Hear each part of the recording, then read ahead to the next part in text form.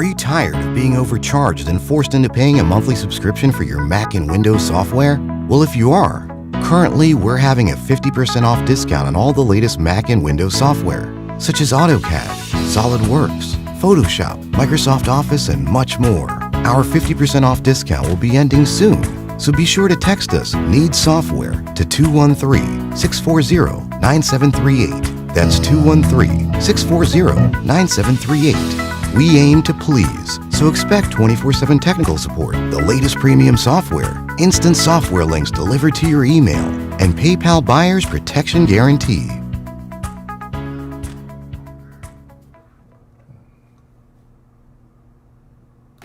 The white supremacists use division as a weapon, dividing our families, our wealth, rewarding traitors, murdering heroes.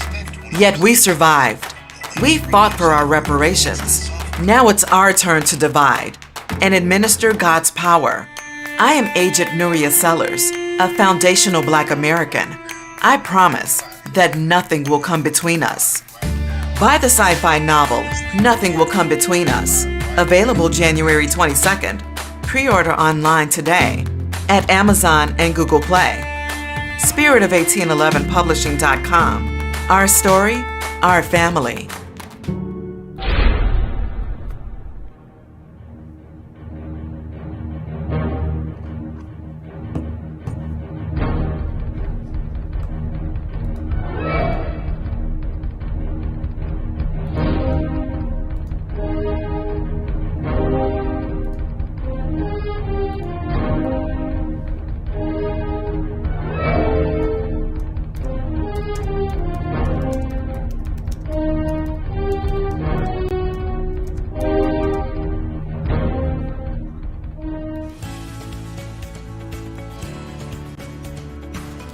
Are you living the life you deserve? Stop letting your finances ruin your success. Fix your credit now with Big Dream Solutions. In just a click, you can start changing your life for good.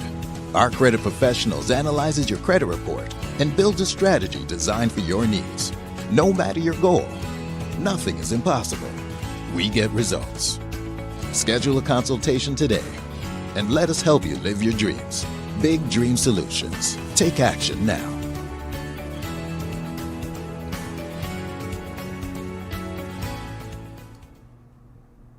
Racism is the most powerful system on the planet, yet it is often perceived as the most taboo subject to discuss. World-renowned activist and best-selling author Tariq Nasheed takes on this challenge head-on in his new book, Foundational Black American Race Baiter. This is the most important book you will need in order to understand the mechanisms of systemic racism and how to counter this system. Get Foundational Black American Race Baiter now at Amazon and BarnesandNoble.com. Also get limited autographed collector's editions of the book at officialfba.com. All right. What is happening with the family? How y'all doing this lovely, lovely evening? Y'all pop on in here. Let's get it going. I hope you guys had a prosperous week.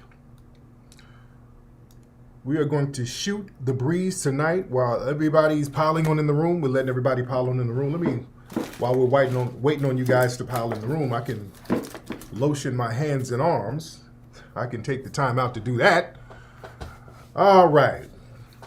Shout out to everybody in the room. So I said I got the tethers in their feelings. Oh man, it's been a very interesting week on social media. Oh, I've been very active this week. This weekend, I've been very active this weekend, ladies and gentlemen. Oh yeah, we know there's gonna be Tether-palooza in here. There's gonna be tethers and trolls in here. Be one to the family. Papiakute and Lulavuve to the family. Shout out to my cast and crew this weekend. We wrapped on doing a lot of reenactment scenes for our new film. We wrapped that. We still got to do more interviews for people who's going to be in the film. So it's we had a phenomenal time this weekend, man. We were filming at another film ranch, and this crew, everything went so smooth, which I like. We shot Everything was on time. We had a shoot last month, and it was chaotic. But that was a learning experience, so I knew who to get, who not to get, what type of crew to put together to tighten everything up. So our shoot went off without a hitch. Our wardrobe people were phenomenal. We had these two sisters, one sister named Cynthia Renee. She was the head wardrobe person. This sister was on point. She was so on point with the costumes, man. I put some pictures up of, a video of Bree and Layla. They came through. They played some maroon women. So it was good to see them. Shout out to my sisters, Layla and Bree. So they're making a cameo in there. So we had a great time. The movie is going to be phenomenal, man. So it's going to be out pretty soon. The movie is called American Maroon. So it's going to be popping. Shout out to Barbados. Much love and respect to the Barbados family. Shout out to the FBA family. Yeah, I want, you know what? And I want everybody to come on through tonight because I'm going to do something I haven't done in a long time on here. I haven't done calls on my live Sunday broadcast. We're going to take some Skype calls tonight. We're going to actually take some calls on here tonight. Shout out to Big Boy. He's been around since Mac Lesson. That's what's up. But I'm going to take some Skype calls tonight, ladies and gentlemen. I'm going to actually take some calls tonight to chop it up because we've been chopping up game real heavy on the Twitter Spaces. We've been chopping up some heavy game on Twitter Spaces.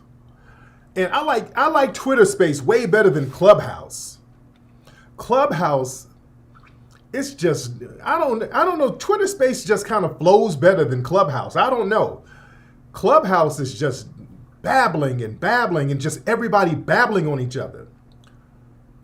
Clubhouse, everybody's just babbling on each other. It's I don't know what it is about Clubhouse. I can't stay. I lose brain cells on Clubhouse. But Twitter Space is good, even in rooms of people that I oppose.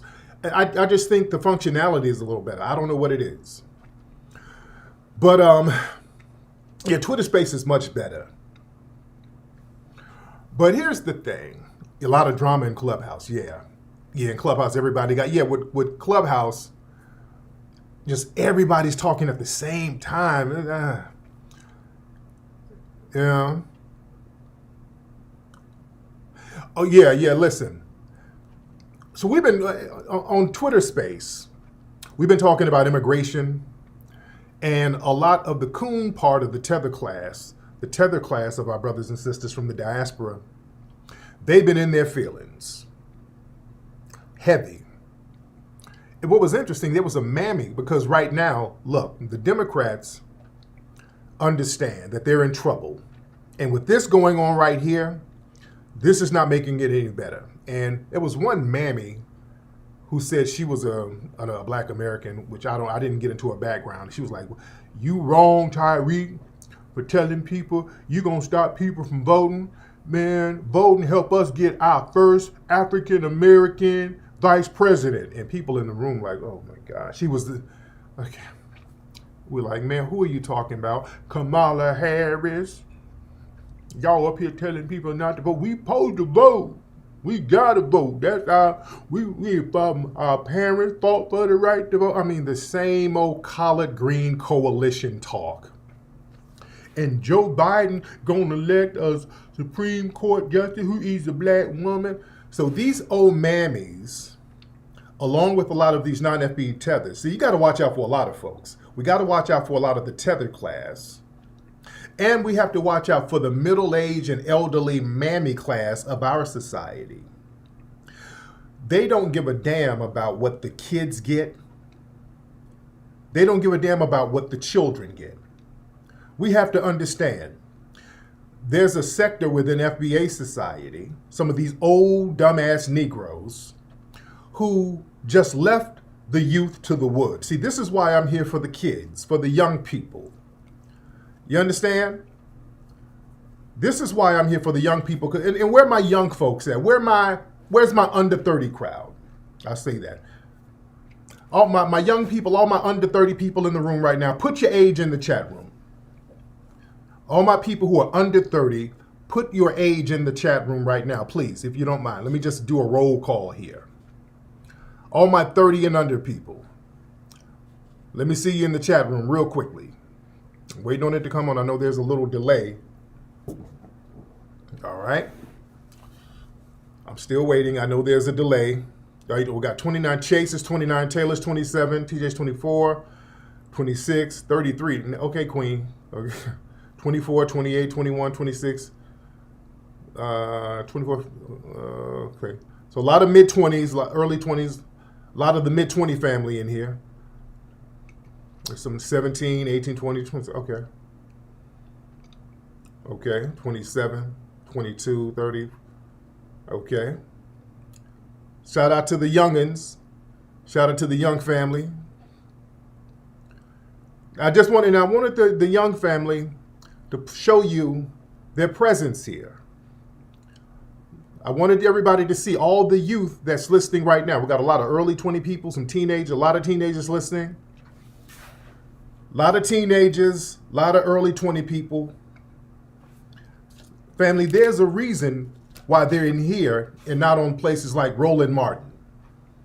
You understand? These young people don't listen to no damn Roland Martin and folks like that, or these Democratic shield programs. You see? The kids here, they don't listen to that old Negro babble. They don't want to hear that bullshit. They're over here because they know I'm going to tell them the truth. These youths, they understand and they're not dumb. And let me talk to my older black folks, the parents out here. Let me talk to y'all, the older people. See, it's time to keep it real with these babies out here.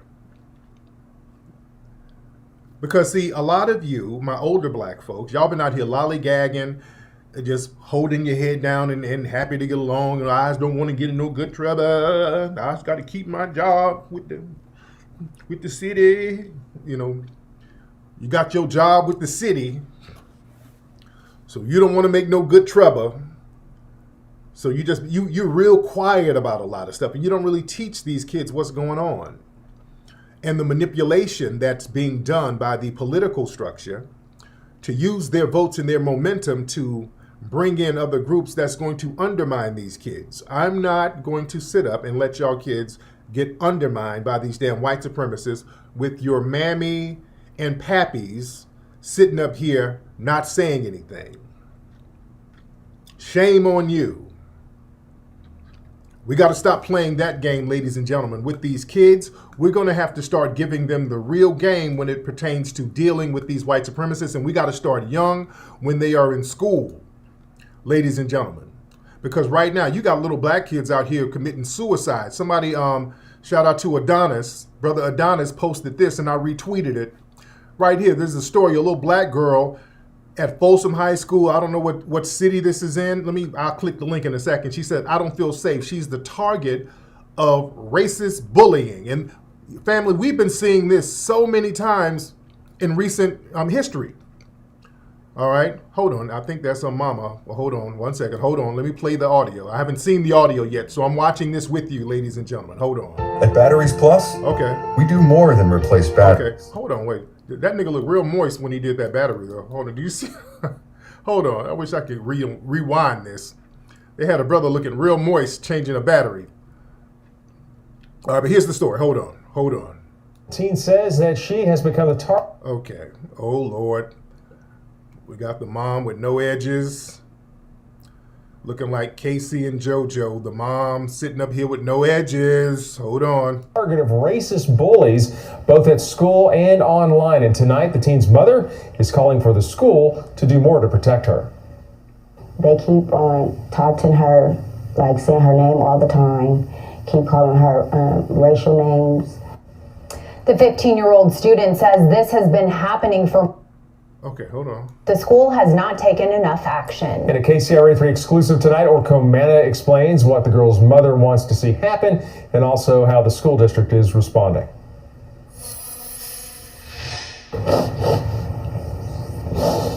Fighting back tears, Folsom High School freshman Anaya Peer tries to process her pain. The 15-year-old tells me fellow students have been calling her racial slurs since October. So that must mean she goes to an all-white school or majority white school. You understand? They started saying like the N-word in class. Some alleged statements ripped from the headlines and taken as threats. Okay, hold on. Wait. Where are they FBA? Because is that some Jollof back there on that pot? I see a pot back there. That pot looked like it got some Jollof in it. I don't know. It looked like it might have some oxtails in that shit. I don't know. I'm trying to see if these are FBA folks. These floors, I don't know. Ain't no carpet on the floor. I don't know, man. And why is this girl going to a basically all-white school? I wish I could zoom in on what's in that kitchen in there. Well, I look like it's. Are they making some Bammy? I don't know. But let's see what's happening. Hold on. Statements ripped from the headlines and taken as threats. He said like, I can't breathe, like the stuff from George Floyd. Anaya Pierre. I think he's gonna do that to me. Anaya says photos with racist captions were even sent on the social media app Snapchat. And it said like, F you, the N-word, and the ones that I hate people of color. Anaya's mother, Tiffany, says her daughter no longer wears her typical long braids to school because classmates pulled her hair. I don't get it. Why? Because she's beautiful black? Why? Because her hair is a different texture than you guys? Tiffany tells me she only... Okay. When I see the mama name different than the daughter name and there's another kid in there, okay. All right. Just found out about the bullying last week. She says Anaya told the school about the issues months ago, but nothing was done. I think they should have made the school district aware, and they should have let me know too. But okay. Now, what city is this, family? Folsom, California. Okay, family. Okay, family. Tomorrow, I need everybody to hit up Folsom High School. Tomorrow, family. We need to hit them up tomorrow. Okay. Yeah, I'm kind of ribbing the mom and all that stuff, but that's our baby. That's our baby. That's our daughter. We have to look at these kids as our kids. All right? FBA family, we need to call that school tomorrow. I don't know. She might be FBA. I don't know. It looked like there might have been some curry goat on that stove, but I don't know. But the baby, I don't want that to happen to none of these babies out here. I don't want that to happen to these babies. So family, what we need to do, we need to have make some calls to that school and talk to the principal and see what's going on.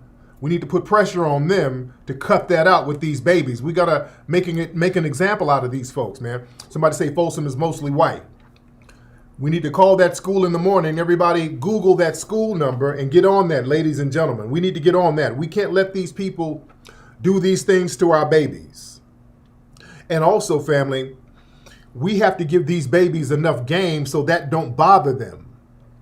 These white supremacists, and not only white supremacists, let's be very clear. Some of these wannabe white supremacists, they get marginalized themselves, which I don't give a damn about because that ain't my problem. But then what they do, they all try to gang up on the black kids, especially if there's just one or two black kids there. You understand? Yeah, they might be Belizean. They might be, but hey, we don't know. But what they try to do, these white supremacists and these little buffer kids, who's from some of these other little ethnicities, in order to get the heat off them, they'll all go for the common denominator, which is the black kid, because all of them can share a shared hatred of this black kid.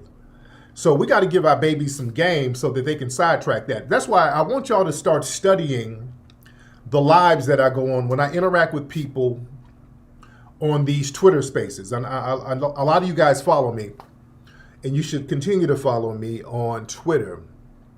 When I'm in the Twitter spaces, I interact with a lot of brothers and sisters from the diaspora, but I really like going toe-to-toe with the white supremacists and the non-black buffer groups.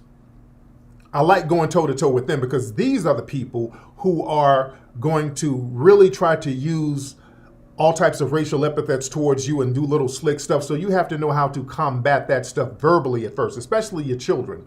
I want y'all to see how I handle these folks.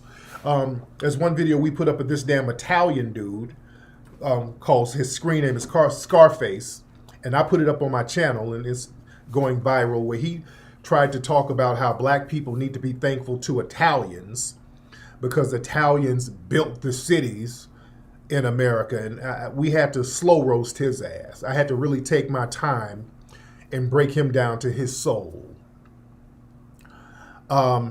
He came in trolling, and by the time I got through with him, he was real quiet and humble. You understand? When I got through with that little suspected white supremacist, he was real quiet and humble. They try to revise history. He was up here talking about how black people fled from the South and had to run to the cities, and it was the Italians that built the cities because of the unions and all of this stuff, the labor union, and they changed the labor laws, and we got to be thankful. I said, dude, if it weren't for foundational black Americans, you Italians would not have had a country to flee to. You guys would have been stuck in Italy, broke and dusty and hungry. Well, let's not talk about Italy. Yes, let's talk about it. Let's talk about it. And I was breaking his ass down. He started talking about how the Mafia helped black people. Man, I said, dude, man, the Mafia stole the numbers game from black people. Black people had already created the modern numbers game. Nah, it was the Mafia, it was the Italians who didn't know. The Italians stole it from black people. It was black people balling out. The Jones Brothers, even way before that, even in the mid-1800s, black people were numbers running. People were doing the numbers game. Black people were doing that. Man, I want black people to Google this. Google the term nigger pool. That's what they used to call it, especially in Boston and all those areas. They used to call the numbers nigger pool. That's how it was so much associated with black people. You understand? So these people like to try to remix history and revise stuff, and it's up to us to check them. So when all of these other groups try to come to us talking about, well, black people are this and all this crime, that, all you have to do is look at them and see where they came from. That's why a lot of these groups are very funny style about talking about their ethnicity and where they immigrated from or where their family immigrated from, because they're very embarrassed about these countries in Europe, the Middle East, Asia, all these places that they had to flee from. I want black people. This is why it's important to understand who you are as a foundational black American. When you understand and have your cultural pride, nobody can come against you, family. I want y'all to understand. That's why on these Clubhouse apps and Twitter Play and all of that shit, all of these people are butthurt right now because so many foundational black Americans are on code, and we have wrapped our arms around our history and our culture, and we're standing on truth, and now people are getting blown out the water with their bullshit because we're flipping it on them. People for a long time would try to disparage foundational black Americans, and we would sit there and kind of take that. They say all types of crazy stuff to us. You niggas was slaves. You niggas had no culture. You niggas don't know who you are. You niggas don't know where you from. And people project a lot of their stuff on us. Let me tell you something. We are a distinct ethnic group who do know where we come from. The white supremacists, they've traced our lineage back here at least 500 years. We have 500 years worth of documents from them that we were here, because some came with the early European explorers and they found out there were other black people here. And then when archaeologists did their excavating and did all of their research, they saw that black people were still here thousands of years before. This is documented stuff. You understand? Oh yeah, I was clowning that white supremacist. He was up here talking about all of this stuff he helped. Man, the lies were so easy to debunk. He's up here talking about, it was the big cities. Yeah, all the blacks was living in the South. Yeah, you came to New York, weren't no black people in New York before the Italians built the city. Man, if you don't shut the fuck up. We had Seneca Village in New York, family. Black people were in the center of New York, way before the Italians came. Central Park was a black neighborhood. It was called Seneca Village. If you go to Central Park today, they have placards up telling you this was a black neighborhood. They admit it now. All my New Yorkers, you know what I'm talking about. You go to Central Park right now, and I know because we were filming there a few months ago. You go to Central Park, they have plaques in Central Park saying, yeah, it was a black neighborhood. This was Seneca Village. There was a black church here, a black school there. They admit it now. You understand? When we put that thing in the Hidden Colors movie, remember, we put it in one of the Hidden Colors movies almost a decade ago. So now they got to own up to it now. You see? Now that we put it out there, so now, okay, yeah, you got us, niggas. You got us. Yeah, it was black. We ain't gonna front. You got us. But hey, let's all heal. We'll put a plaque up, and we'll all come together and sing Kumbaya. You know, okay, all right. So yeah, when you know your history, you can't let these white supremacists come around here and start spitting that bullshit. You got to know how to check them. You understand? Well, somebody in the chat room said that we have nothing now. Ma'am, let me tell you something. We have to understand that we are in a global system of white supremacy. All of us, all black people. See, this is why we have to do what I call clean out the garage. That's what today's broadcast is about. We're talking about cleaning out the garage. Now, what does that mean, ladies and gentlemen? Cleaning the garage out. Because right now, we're calling out not just the white supremacists, not just some of the anti-black Asians, the anti-black Middle Easterners, the anti-black Latinos. We're calling out the anti-FBA brothers and sisters from the diaspora as well. Because, see, that's a problem. We're cleaning out the garage. We're in a garage cleaning process right now. That's why this last week, we've been going in. There's been so many conversations about Black Americans, foundational Black Americans, and people in the diaspora and immigration and all that. There was a conversation on the Twitter space. They were talking about immigration just in general. We were having a discussion about it, and then a bunch of African brothers and sisters just jumped in and centered themselves in it. Like, why are you attacking us? Oh, we haven't even mentioned you. But since you're here, say what you have to say. Oh, you Okadas. Oh, you niggas. Oh, you niggas are haters. Okay.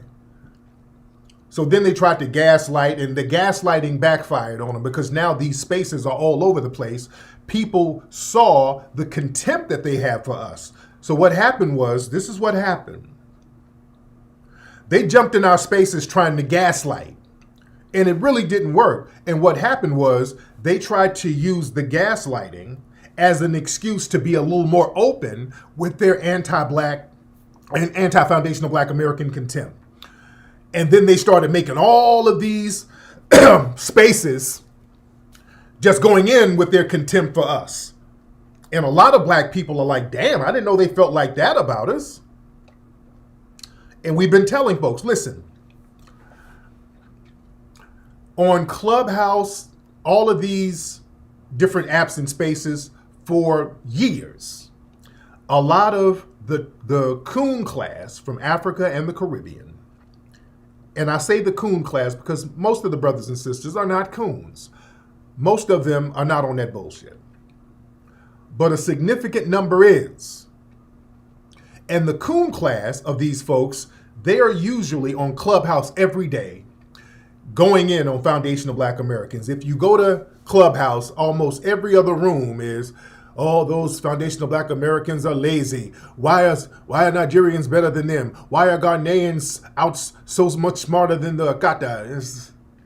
Every day, they got these anti-FBA chat rooms. They just sit around all day, every day, and you guys know it, crying about us, talking shit about us, how we ain't shit, how they're so much smarter, and they need to get with Zaddy against us, all this stuff. Usually, we don't trip on it because them doing that, truth be told, doesn't have too much of a significance on us.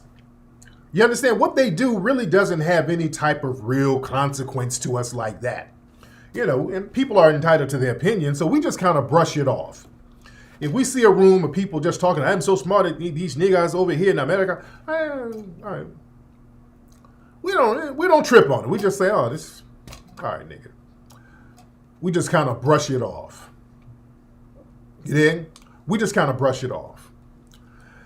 And the problem is we've brushed it off a long time because, yeah, we do live rent-free in their heads. We're not really tripping on them. And they know that. They know we ain't tripping on them like that. But when we had our conversation about immigration, and then all of them jumped up in the room and piled up in the room and started being disrespectful, then we had to check them a little bit.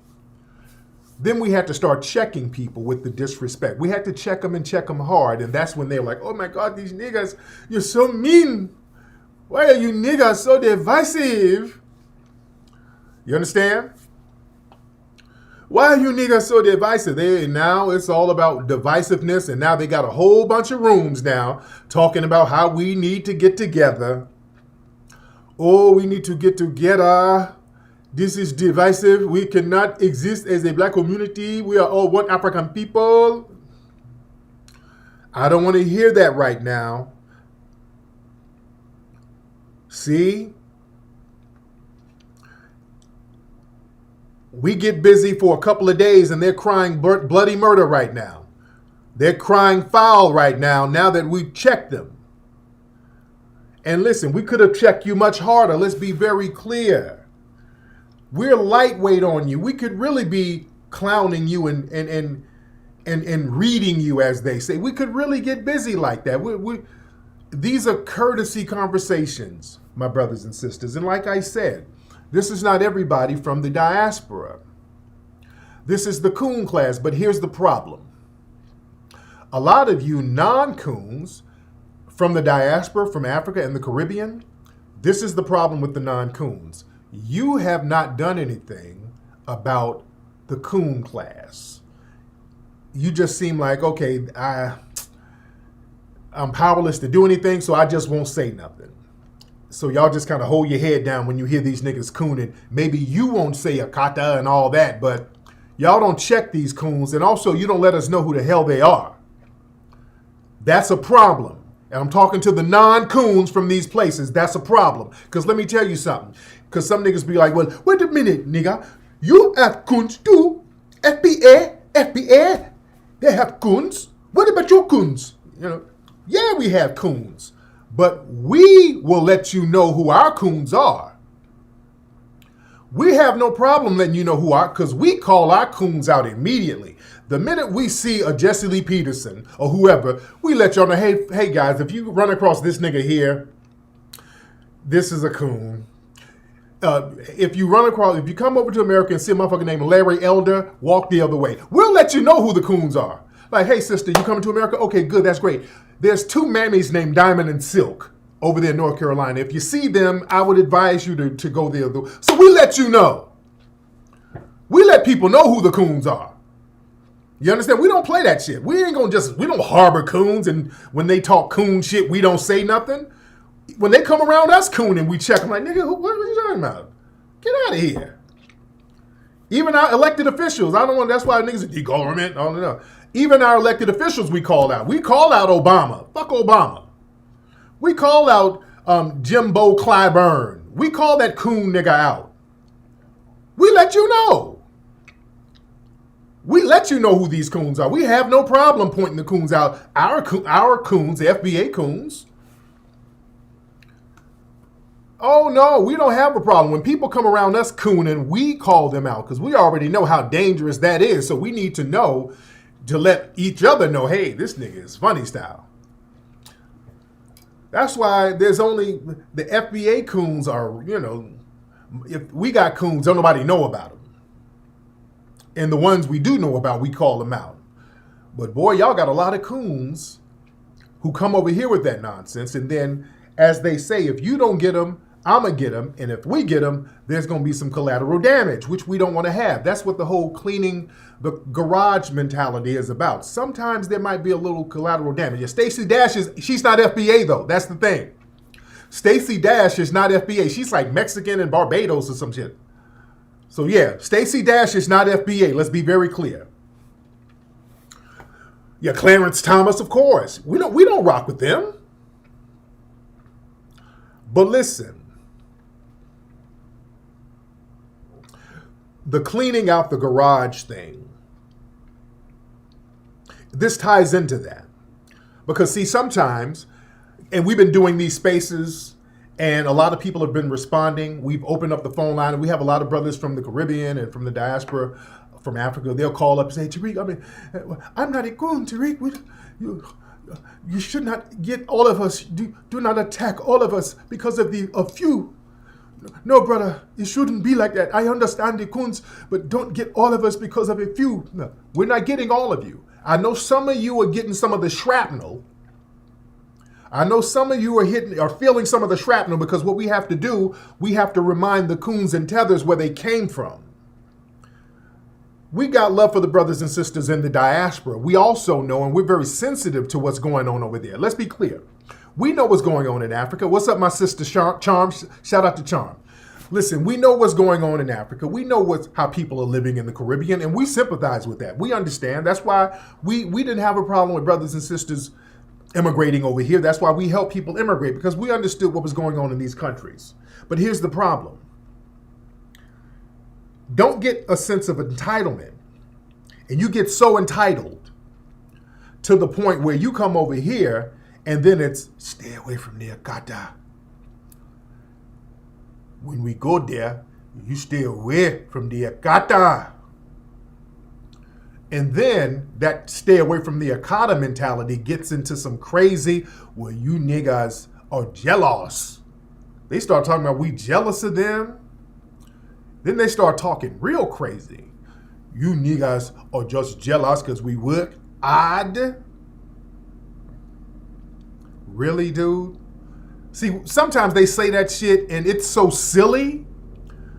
We just brush it off because we know, okay, this nigga smoking some ganja from the motherland. There must be some kind of new crack over there in Uganda somewhere. So we don't trip on it. A nigga over here just talking all that dumb shit. We like, okay, nigga. Listen, you niggas don't work hard. We are better. We are better than you in Cameroon. We are better. In my home, we are better than you niggas. You're jealous. That's why the white people like us more than you niggas. You are jealous. And that's why they prefer us over you niggas. I said, okay, Umbutu, that's fine. But just Uber me down to the airport. I have a flight, brother. I have a flight. Just make sure my car arrives at gate 3 at LAX. I got a plane to catch. And when I fly over your Cameroonian village, I'll say, Umbutu said hi, nigga, okay? From his Uber. So we just brush it off. It's like, okay, this nigga's capping. We don't trip on that. We don't trip on it. We don't trip on that at all. Yeah? Yeah, well, I swear to y'all, I was on a live and the Ethiopian dude called up talking about we are jealous of Ethiopians. It gets so silly, and then when you start calling them out, they start stuttering and babbling. Like, really, nigga? You're jealous of Ethiopians. We jealous of what? What do you have? Are we jealous of starvation and struggling? What are you talking about? That is propaganda. No, nigga, that is propaganda. Oh, Lord. It's the government and propaganda. Oh, it's always propaganda.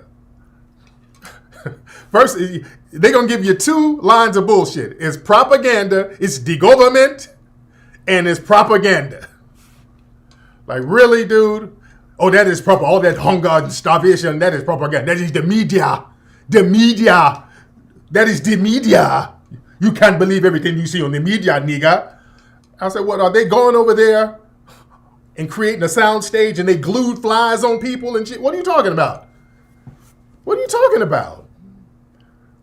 Shout out to Randy Shore. Shout out to my new Randy Shore. I mean, come on. What are you talking about?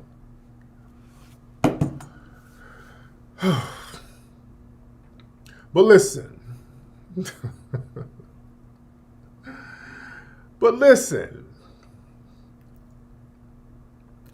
We don't trip on it.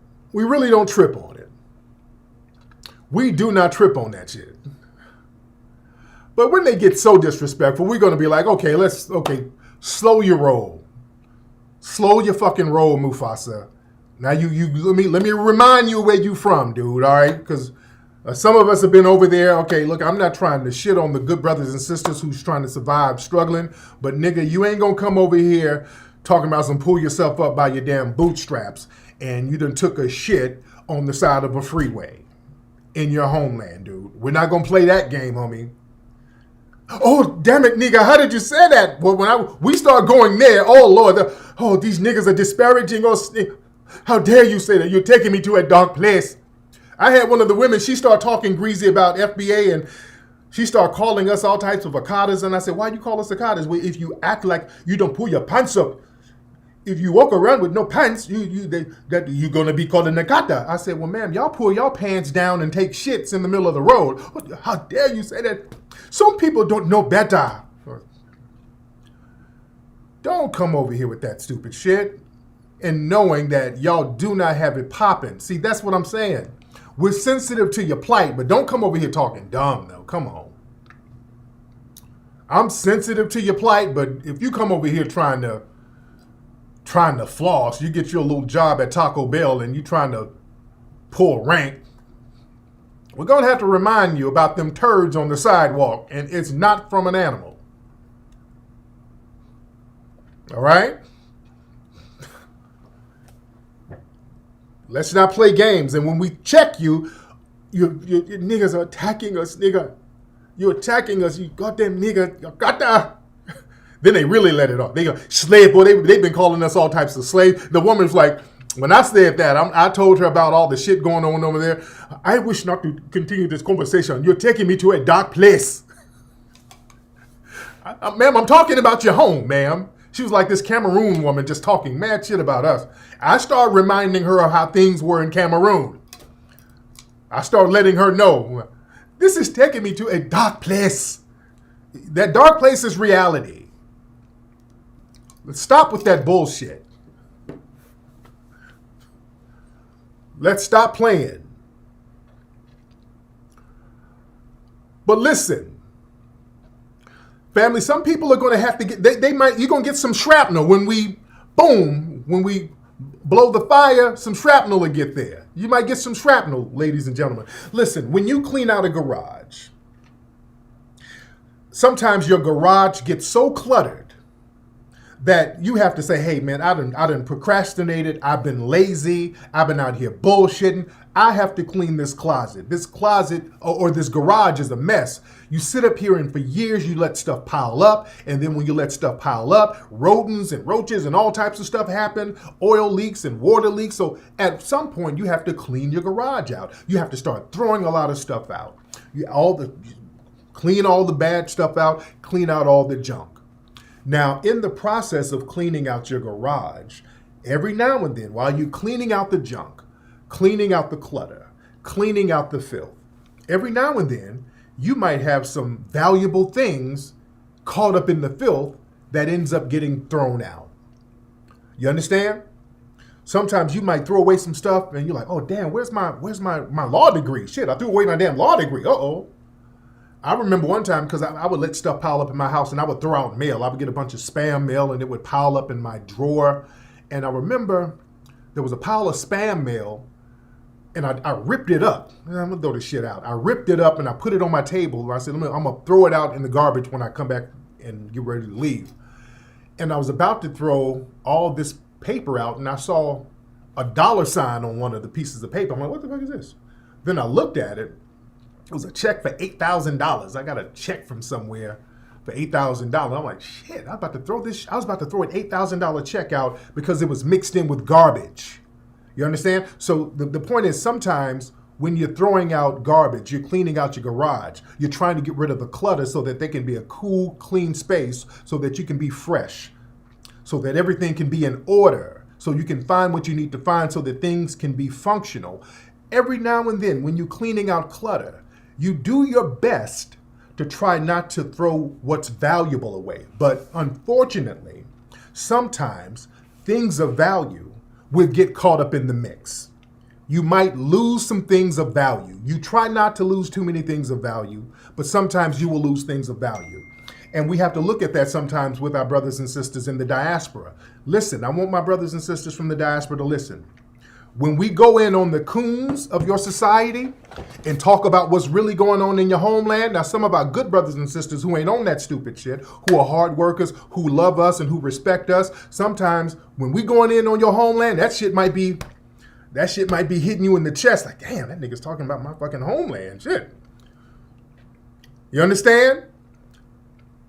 We ain't throwing you out, brother and sisters. We're not throwing you out. I know some of that, it might hit you in the fucking chest. It might hit you in the chest. It might hit, damn. Ouch.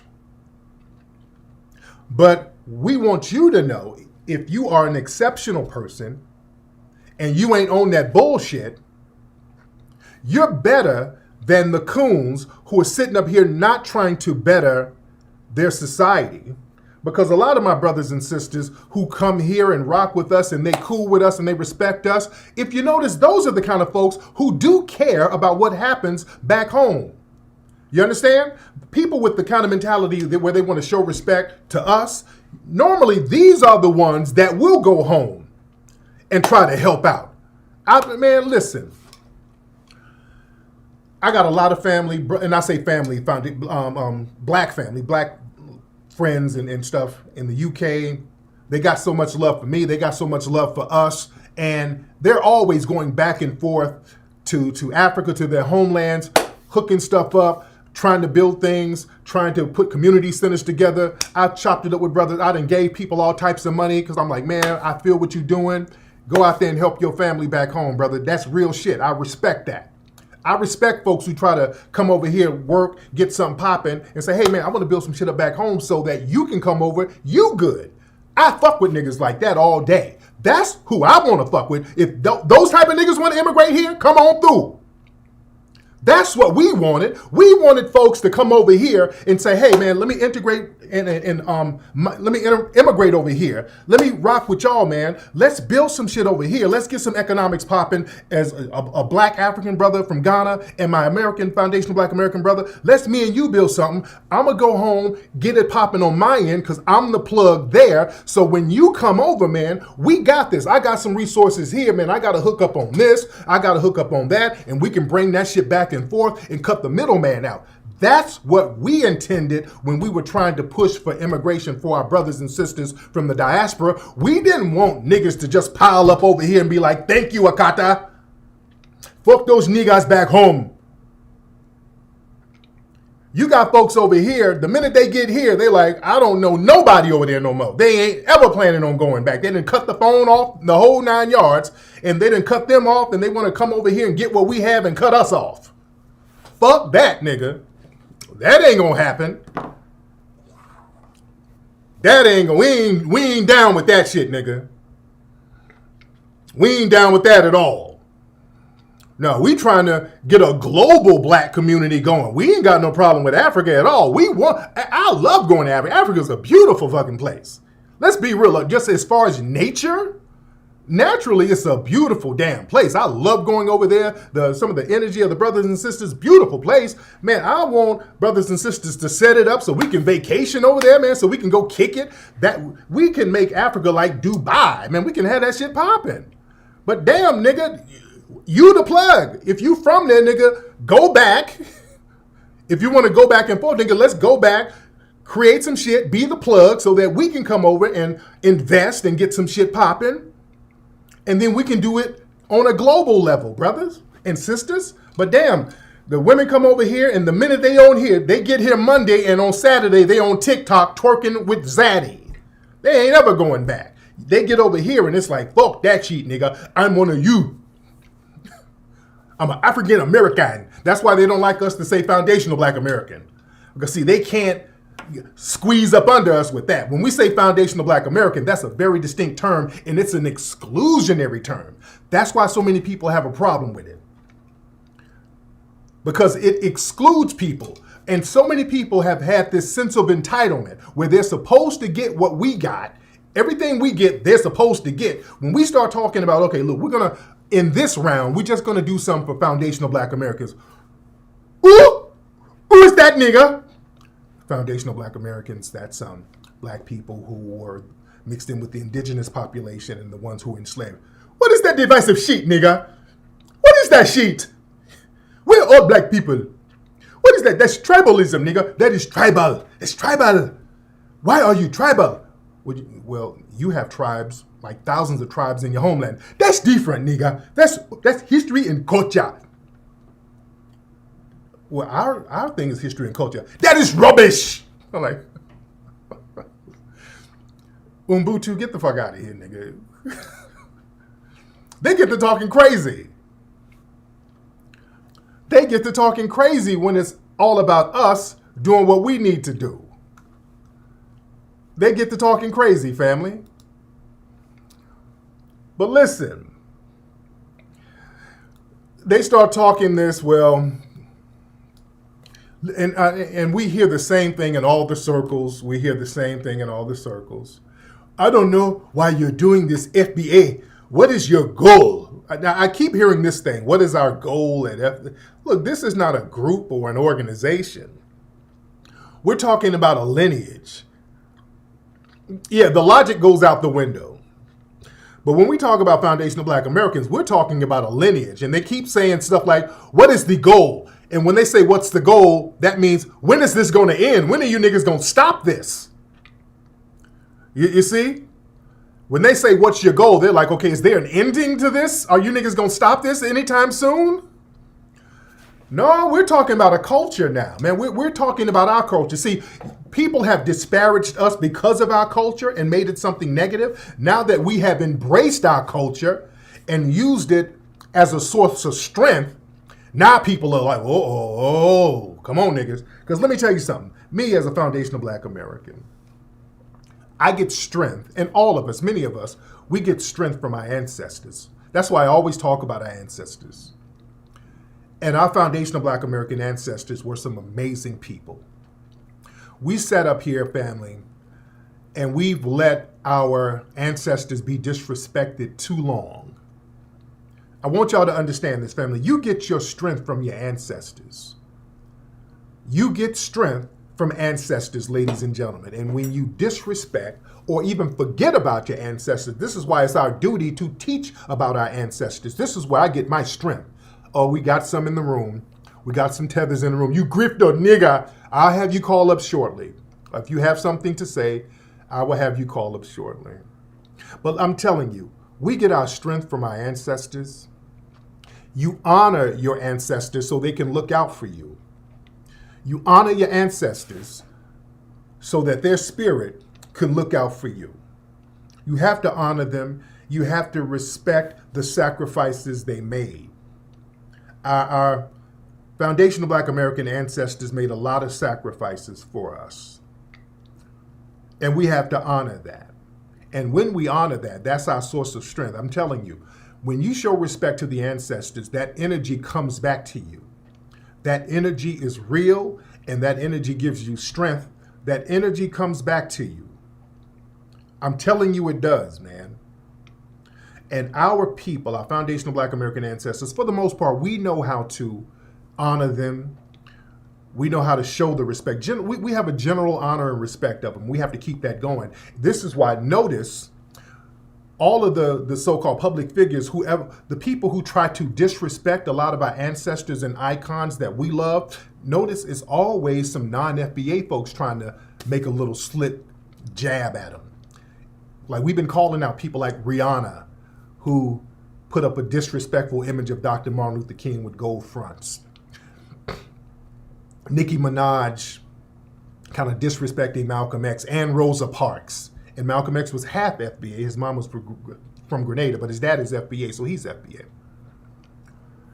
A lot of these folks, the Michael Blackson, he just got checked recently for disrespecting, made a little corny joke about Dr. King, and then everybody checked him on that shit. You understand?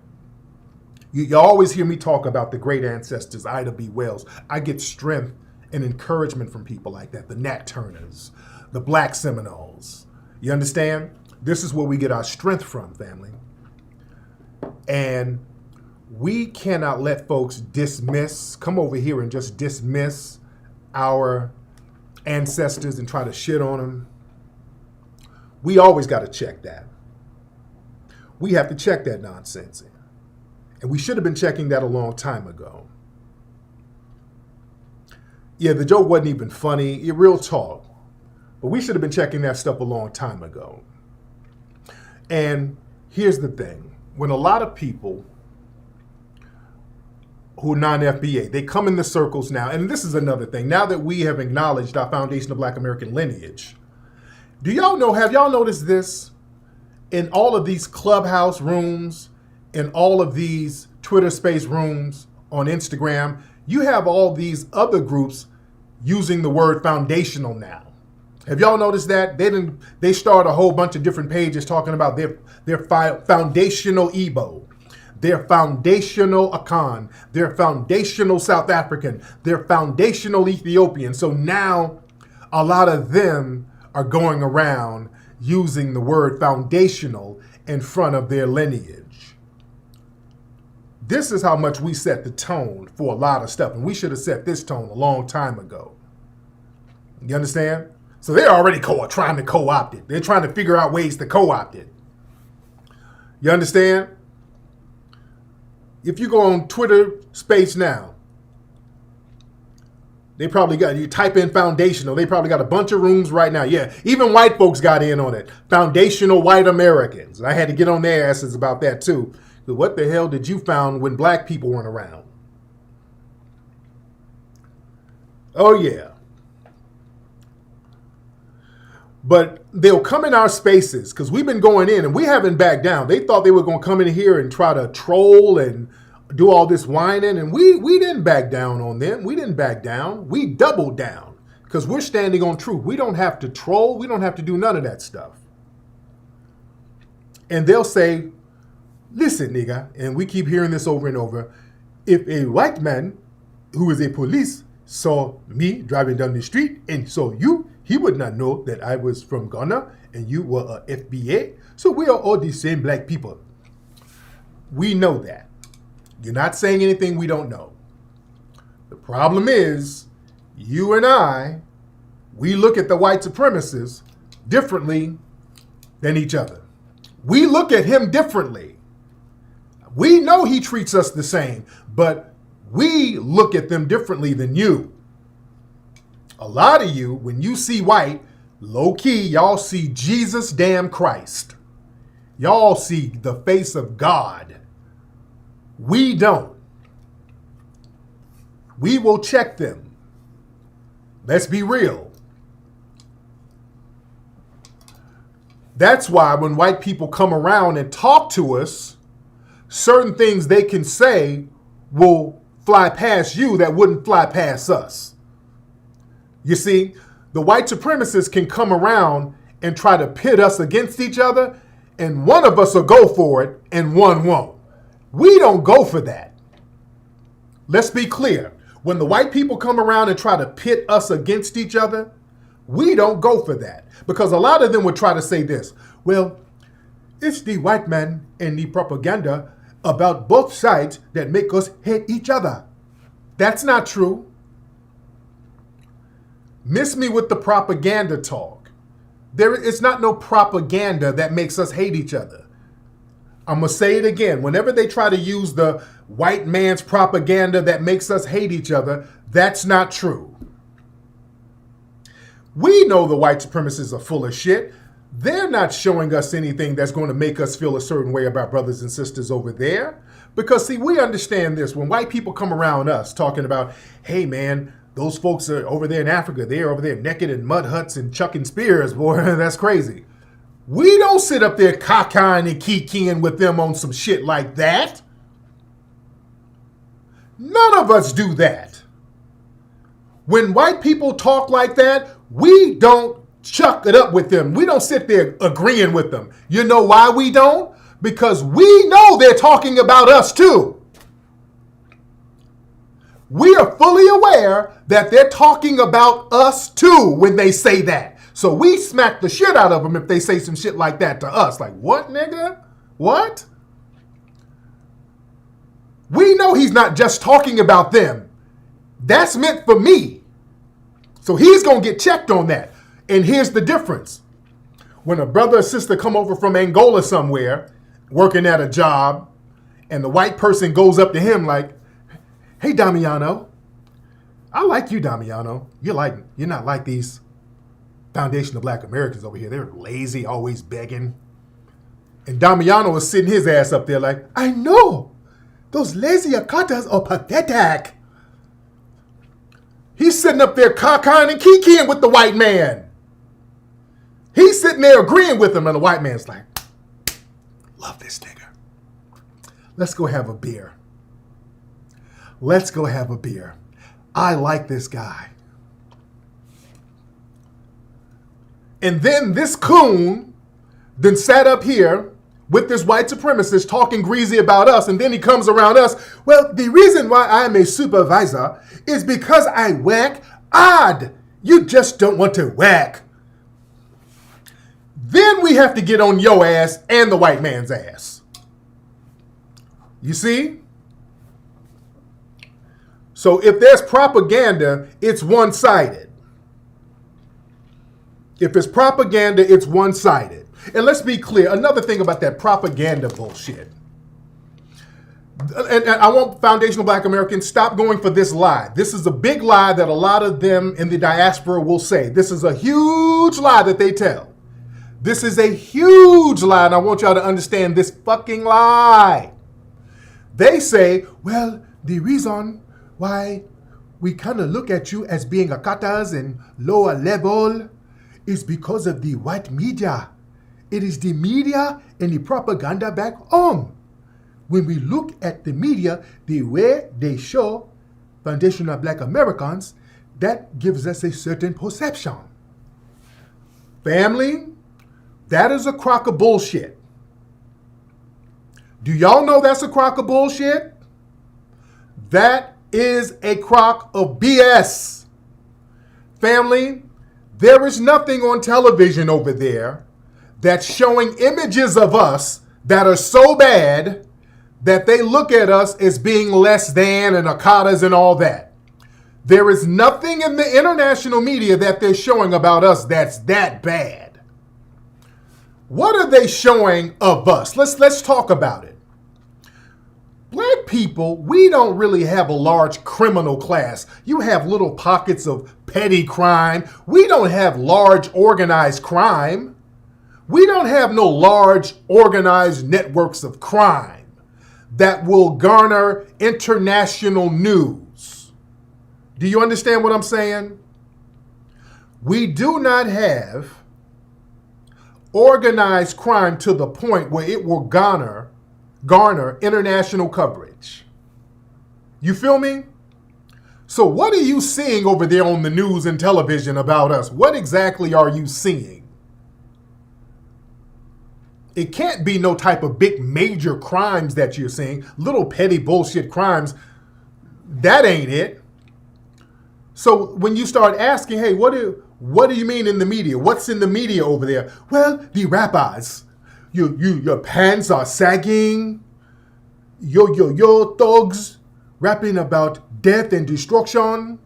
So when they say it's the media, the propaganda, what they mean are rappers. Okay? I want you to follow me. They mean rappers. They mean rappers. This is what they're saying. That's really the extent of it. They mean rappers. But it's not something that makes them say, oh my God, those people are living so foul. If I go to America, I got to stay away from those people because they're so dangerous. Oh, if I go to America, what's going to happen? They're so dangerous. I was looking at a rap video on TV and they're so dangerous. That ain't what it is, family. There's nothing that they can see about us on television that's worse than what they see in their own neighborhood out their own goddamn window. A nigga sagging his pants and rapping on TV is not worse than a bunch of fucking child soldiers running around with machine guns and shit. Miss me with that. The stuff you see out your own window in these countries over here ain't got shit on a nigga rapping about a gun and there's a motherfucker running around there Boko Haram kidnapping whole villages in your country, but some nigga on TV that made you scared. Oh, I'm scared to rap. Oh no, Beanie Siegel is scaring me in his rap music. Stop it. Stop that. They're full of shit when they say that. Oh, the rappers scare me. The rappers scare you my ass, and there's a motherfucker out there that kidnapped 500 women in one day, but the rapper done scared you. Stop. That's all cap. You scared of a rapper, and you got roving gangs of 8-year-olds stabbing niggas and cutting them with machetes, but you scared of a rapper in America? Stop it. Come on now, somebody might get some shrapnel. Somebody might get some shrapnel, but it is what it is. You got goddamn warlords driving around out there, kidnapping niggas and holding them for ransom, but you scared of a nigga rapping about bling bling. You know? Stop it. Y'all need to stop. You see, the rapper and the misogyny. Woman, you went over there to the grocery store and got your ass whooped with a damn tree branch for crossing the street too soon by the police over there. Ma'am, don't start that. The men over there be beating the women left and right. Beating them all in the streets. Beating him and his 8 other wives. You bitches lined up. You gonna get it. You did not cook my dinner. Y'all be doing all types of shit. And then y'all want to, we are misogynists? Stop it. Y'all stop that. Don't play that game. Don't talk. Well, you got a lot of baby mamas. Really? The baby mamas?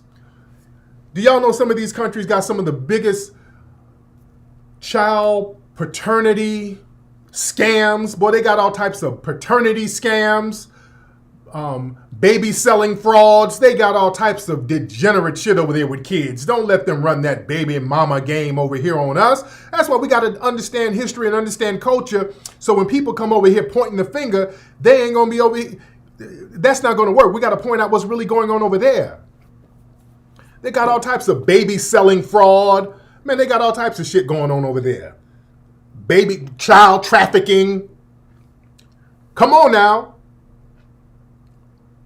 Let's tell the truth here. But here's the thing, family. This whole thing about, well, we see blacks on TV and they're doing so bad, it makes us want to stay away. That ain't it. That ain't it. What the real deal is, when they see black people on television, family, who do they actually see? When they see black people on television, they actually see a lot of foundational black Americans doing very good. When you look at television, over there, you see Lil Wayne, Birdman, you see Snoop Dogg, you see 50 Cent, you see LeBron James. You see black people, foundational black Americans, actually doing pretty well. Not just well, you see black people thriving on television over there. That's what you really see. And that's where the anger comes in. The anger is low-key jealousy. You understand? That's what it is. The anger, in many cases, is contempt and jealousy. Because you're sitting at home, and you probably got a degree or whatever, and you're sitting in a shanty town. I'm not trying to disparage. You're sitting at home in a shanty town, in your shanty apartment. I'm not trying to disparage, but I'm just painting a real picture. You got your little TV on. You hit your TV. You can only get a couple of channels, and the TV come on, and who do you see? You see Ludacris. You see Dr. Dre. You see Lil Wayne, and they're throwing money in the camera. They got a pile of money just throwing the money at the camera. And Unduge is sitting back home in the motherland with his degrees looking at this, feeling tight about that shit. He's sitting at home and he's getting offended, like the money is hitting him in the face. Like, oh, goddamn, I gotta look at this nigga. He's not even a real African. I'm a real African. He's sitting up watching black folks, Foundation of Black Americans, just throw money at the TV. Looking at Floyd Mayweather toss money all over the place. Boy, Like, oh, if I got over there, I would undermine those niggas so much. They see Kanye, all this money, balling out. They see all that shit. They're like, oh, these niggas, I hate these niggas. You filthy akatas. Family, there was a reason why you saw when we got all that money for the museum, who was hating. You saw the people who were hating. It was a lot of these non-FBA tethers who were hating. Where's the museum, nigga? You going to scam with the money, nigga? All the hate was coming from them. The hate was coming from a lot of them. Like, oh, that burns their soul. How did that nigga raise that money like that? Oh, nigga.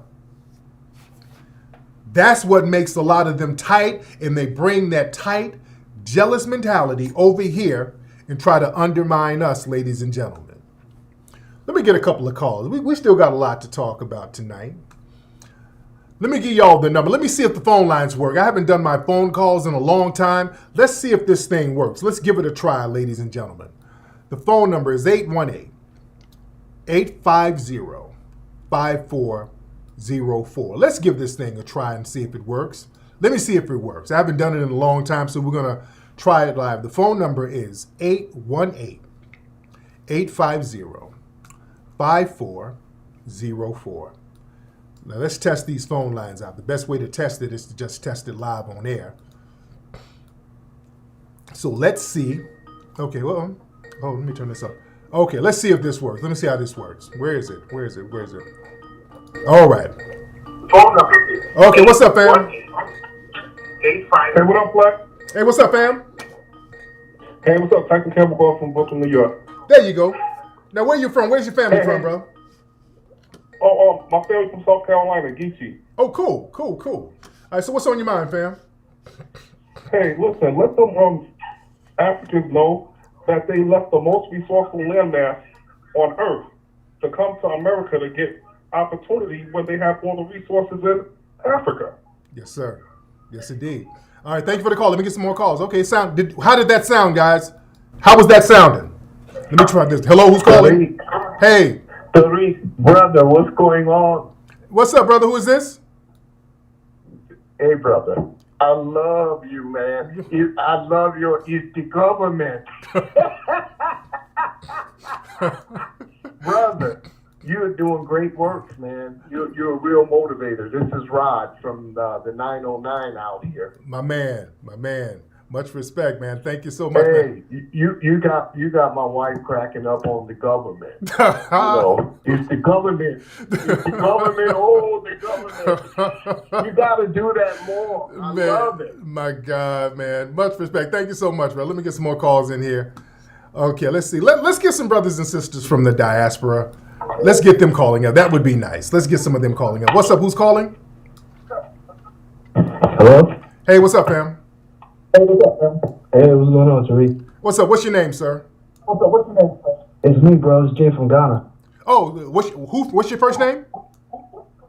Jay from Ghana. I called him last time. Oh, you called in the other day, right? Yeah, when you did the Tasha K the stream. Oh, okay. Oh, so what's on your mind, bro? Nah, man, just calling and just saying what's up, man, Tariq. Really love, man. Love to appreciate the work, bro. Just, I know we got a lot of cool intelligence that we got to take care of, but, I'm letting you know on even though we're not FBA, but on the non-FBA side, the Ghanaians, we're going to rock with that. No doubt, man. That's all we need, man. We need some real riders rocking with us, man. So, hey, man, let's make this thing pop off. But let me get some more calls, man. Thank you for the call, brother. Yeah. Okay, let's see how's that sounding, guys? Is it sounding good? When I hear the playback, I'll see what the sound quality is. What's up? Who's calling? Hello? Hey, how are you? Hi, can you hear me? Yes, I can hear you. What's your name, ma'am? Oh, my name is Cynthia. I'm calling from Indianapolis. Okay. What's on your mind, Miss Cynthia? Well, so I'm thinking that you are right, that it is some jealousy there. If you think about the story of Joseph and his brothers from the Bible, they sold Joseph off, and they didn't think that they would ever see him again, let alone have to come to him for anything. Mm-hmm. They sold us off, and they didn't think that we would ever amount to anything. They didn't think that we would ever have to that they would ever have to come to us for anything. And now we're doing a lot better than what they are. And it chaps their hide. So Yeah, that's a very good point, sis. Because again, we got to acknowledge that part of our lineage comes from Africa. We don't deny that part of our lineage do come from Africa as foundational Black Americans, but we also acknowledge the indigenous bloodline because there were Black people on this land, and that's something that has been hidden. But we do have to understand that there were people brought over from Africa that we mixed in with, and the people who were brought over were sold by some coons over there. That's something that, hey, I know y'all ain't ready for that conversation. Because we can open that door too. They're not really ready to have this conversation. That's why I'm saying a lot of these folks who come in the room jumping bad, man, y'all really don't want to jump that bad. We're being very lightweight with you right now. Because if y'all want to go with this, we are African brothers, we're all brothers in the struggle, we're one nation. Okay, so since we all one, let's talk about y'all selling niggas. Oh, well that is different. No. If we all one, where's the land that you can allocate towards us for free? Do you understand me? Where's the free land that you can allocate towards us? Because when you start talking like that, free land, nigga, what are you talking about, nigga? They'll let you know you ain't family when you start asking for something. See, when a nigga want to go over there and drop off some tourism money, whatever, oh, brother, come over here. I'll take you to the Elmina Castle for $20. I'll give you a tour for in the top of the dungeon for $40. No. I have no desire to go to the Elmina Castle. All my life, I have never had a desire to go to that damn castle. None whatsoever. That's why I've never been to the Elmina Castle. I've never went there because people always talk about it. I've never had a desire to go to the Elmina Castle. I just didn't. Because I knew if I go over there and saw the people who were put enslaved and put in those castles and put in those dungeons, rather, I'm going to start looking at the niggas around. Like, nigga, so you a descendant of the motherfucker who had this shit sewn up working with the white supremacists. I'm going to start looking at niggas funny. You feel me? And all of us didn't come from no damn Elmina Castle. See, they make it seem like all the Black people went from Elmina Castle. No, man, we don't know exactly where some of the people came from. And again, most of us, man, the white supremacists, when they showed up, you think they didn't enslave the people who are already here? There's a myth, and let's just look at logic.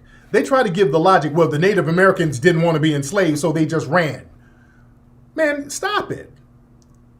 Because we are the Aboriginal Americans too. Remember, they were Black. And then you had the Mongolian Native Americans, and most of them, you don't see them anymore because they either been absorbed into our society or they've been absorbed into white society by the fake census taking in the late 1800s, early 1900s. That's why you don't see a real dark Mongolian looking red-skinned Native American like that. You don't see that. Let's be very clear. So we have to understand the con games that's wrong. We got a lot of calls in here. Let me get some of these calls up. I'm gonna make my point in a minute. What's up? Who's calling? Hello? Uh-oh. Hello? All right, let's try another call. All right, let's try this one. All right. Hello, who's calling? Hello. Hey, what's up? What's your name? Hey, what's up, Rick? This is Rob from Coral Springs, Florida. All right, let me have some non-FBA folks call in. Let me have some, and I know where's Coral Springs? Is that like by Miami somewhere? Because he might have been Caribbean. I should have chopped it up with him. What's up? Who's calling? Hi, this is Mark from Brooklyn. Mark from Brooklyn, how are you, sir? How's it going, man? I just wanted to say a shout out to you. Everything you're saying is on point and true. Don't listen to these these Caribbeans, they just dead ass lie. This is coming from a guy who has a Caribbean family, but I was born in the US. And they'll treat me like I'm shit. And they chose to have me here. And it doesn't make any sense, but they want me to identify as them. And I just can't do that. It just don't make sense. That's heavy. All right, man. Thank you for the call, brother. All right. We got a lot of brothers and sisters from the diaspora who will co-sign what we're saying. What's up? Who's calling? This is Greg. What's up, Greg? Where you calling from? I'm from Texas, but I'm originally from the Caribbean. Okay, what part of the Caribbean, sir? Trinidad. There you go. So what's on your mind, brother? Chime in, sir. Man, we from the Caribbean, we're a bunch of coons. You know, I cannot wake up my family. They practically cut me off. They block me on Messenger when I try to share anything about white supremacy. You know, and when I first came to this country, one of my mom's friends told me, he says, people from the Caribbean, we could go down to any place and get a job, but in one day. But compared to Black Americans, they don't want to hire them, and it's really easy to fall into that white supremacist system without even realizing it. As a child, I didn't fully understand. I thought, oh, this is good, not realizing I'm a part of a white supremacist system. I would like to thank you for waking me up, man. Much respect. Thank you. Let me touch on that. My man, he said something very interesting, and the other caller said that too. Listen, this is something, man. This is the thing. They understand a lot of these tethers. They come over here. Let me tell you something. They understand what the hell white supremacy is. I want black folks to get this in your damn head. These folks come over from Africa and the Caribbean. They're not naive about no damn white supremacy. They know exactly what white supremacy is. Let me say that again. These niggas know exactly what white supremacist is. They're not oblivious to it. They're just okay with playing second fiddle. They have no problem being second fiddle. As long as they ain't got to go back there to where they were, hey, I'll be second fiddle all day. And they understand when they get around white folks over here, they know that they get treated, when the white supremacists find out that they're non-FBA, they know that the white people are more comfortable with them because the white people know they ain't gonna fight back. They understand that white people understand that they're not going to fight back. They understand, see, the white supremacists, they gotta be on their P's and Q's with foundational black Americans. See, these tethers try to make it seem like, well, I'm just so much smarter than the Akata. If you are smart and you work hard, you would not have a problem. No. The foundational black American, they're going to speak up when these white supremacists do the little silly shit. Foundational black Americans ain't going to have these white supremacists talking all slick to them at the job. Foundational black American ain't going to let these people pay them some bullshit ass money. Black folks are going to be like, hey, man, I need some of them dental benefits, man. I'm going to need some of that health. I'm going to need some of that Medicaid, man. I'm going to need some of that, some stocks in the company. You know, I'm going to need something. I need this union. I'm going to holler at this union, man. I got to get a cap. Man, we gonna holler for the bag. We going to get what we supposed to get. We ain't just, hey, nigga, I ain't no motherfucking slave, nigga. Let me get the money I'm supposed to get. You know, we going to speak up. But they know somebody over here with that accent, they go over there at that job, they ain't about to make no fuss. They'll pay them minimum wage forever and just give them all types of bullshit titles and positions and shit. Ain't gonna pay him nothing, and that nigga ain't gonna rock the boat at all.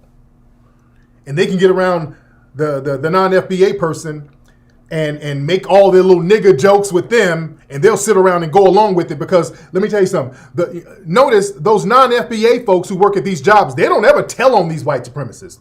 They don't ever go down to HR. See, you go around, if these white supremacists get around black folks talking too crazy, we'll go down to human resources. We're going to be like, we'll call the homie, we'll start recording calls and shit, we'll start recording meetings and having them on tape talking all that dumb shit, and then we go down to HR and start negotiating. Listen here, Peggy at Human Resources, I have a tape that would be of interest to you. Yes, I was at at a meeting and the supervisor was talking about how niggers need to stop eating up all the fried chicken at the company picnic. So I got him on tape saying that. So I'm going to need one of them settlements. Let's start at $2 million and then we'll work our way. You know, we're going to get a bag out their ass. They know we're just waiting for a reason to get a bag out their ass. They know they better not say no stupid shit with us. If they come sideways with one of us, nigga, they come sideways with us on Friday. On Monday, we're going to be up there with Benjamin Crump, bucking our eyes. Benjamin Crump going to be hugging them. Oh, this person has suffered. I sure did, Ben. Pain and suffering. Oh, pain and suffering. We're going to try to get a fucking bag, man. We be getting money out their ass, nigga. You always find a nigga somewhere chilling at the crib, nigga. What's going on, man? You working right now? No, man. I got this little on the job injury lick, you know. Yeah, I'm getting disability like a motherfucking nigga. You know, they already know. We already hip to the game. You know, we be hitting their ass up, nigga. We be getting big disability checks out their ass. You know. Oh, we get shit out their ass. They don't want us around. They know not to be with the bullshit with us, man. We gonna get a bag out their ass. The minute they fuck up with us, we got them. But the little African of the Caribbean cat, he ain't about to cause no waves. They be having that nigga tap dance at the company parties. Hey, Umdugo, I got you some tap shoes. I'm gonna need you to do that dance. Okay. Do I do it on the table? He be on the table dancing. Nigga, come on now. Come on now. Let's keep it a buck. Let's keep it a buck, guys. They know what they can get them niggas to do. We are here to stay and we belong. Sorry about that, guys. Yeah, they know what they can get them folks to do. They know what they can get them to do at them company parties. Yeah? Don't ever forget this, ladies and gentlemen. Montclair Border Protect is our commitment. Don't ever forget this here. Hold on. If you think I'm bullshitting, don't ever forget this here. Don't ever forget this. Don't ever forget this. All right? And remember, Bobby Smurda is Caribbean. Don't ever forget this. Hold on. Don't ever forget this right here, ladies and gentlemen. When this nigga was in there buck dancing, hold on. Don't ever forget this right here. Don't ever forget this right here. Remember, Bobby Smurda is Caribbean. This type of buck dancing was taught to him by his family. All right. Don't ever forget this right here, ladies and gentlemen. Hold on. Right when he's on the table, he got on the table, start buck dancing. Hold on. Look at it. Oh, don't ever forget that, ladies and gentlemen. That was the most embarrassing thing ever. Secondhand embarrassment, guys. Uh-oh, what's up? Sorry about that, guys. Uh-oh. All right. Let me get some more calls. Y'all call in. Let me get some of these calls in here. What's up? Who's calling? When you a bitch ass nigga, don't be mad at me, brother. Don't treat me like animal, brother. I'm gonna. All right, I know you bullshit. No, let's get some more people. It's not just a big issue. What's up, brother? Who's calling? Yes, how you doing? I'm calling from Cold Spring. I'm Haitian, brother. I'm trying to chop it up with you real quick. Go ahead, brother. Go ahead. What's on your mind? I have a question. How do you feel about Haitian being part of this whole reparation movement? Because I believe that everyone, including Black American, South American, all the Caribbean, they all got their freedom due to the Haitian sacrificing their life to fight all the superpower that was being at the time, and Haiti is being like pushed back, and everybody forgetting that who really got them living the life that they're living today is due to the Haitian who sacrificed their life for all of y'all, all of you, including yourself, talking all this trash about Haiti. Now, what trash did I talk about Haiti, sir? Well, you're saying that how Haiti is like Haitians, we are coons and all that stuff. As far as you know, and when it comes to coons, sir, all y'all. Wait. I didn't say Haitians were coons, sir. Wait, let me pump your brakes. I didn't say Haitians were coons. Okay, I didn't say Haitians were coons. I'm tired of y'all talking shit about my people like that, man. Okay, hold on, Umduge. Now, I didn't call Haitians coons. Don't say No, that. I'm not. I don't do it, bro. Don't call me that. I'm Haitian, bro. The hit dogs. Just remember, when you stand in front of Okay, you're not going to babble. Hold on. Now, slow your roll. There we go. Slow your roll. Hello? I'm here. Okay, slow down because I'm going to mute you and pause you if you try to jump out the window. So calm your musty ass down. Now let's talk. Let's talk about history. Let's talk about history. Okay. No. That's not how this works, sir. No. That's not how this works, sir. This is my house. You're going to have to listen, and we're going to have order. I'm cleaning the garage. Now listen. All right, let's try it again. I respect Haitian culture. I did a movie about Haitian culture. You don't respect. That movie trash, nigga. Okay. Trash is your living room out there in Florida because you fled from your homeland, sir. Sir. Why don't you talk about that? Hold on. Why did you flee from your homeland, sir? Nigga, we didn't flee. Yes, you did. That's why we ain't got no government over there. So we kick everybody who come and try to fuck with us. You fled. Why didn't you make Haiti better, sir? Let me.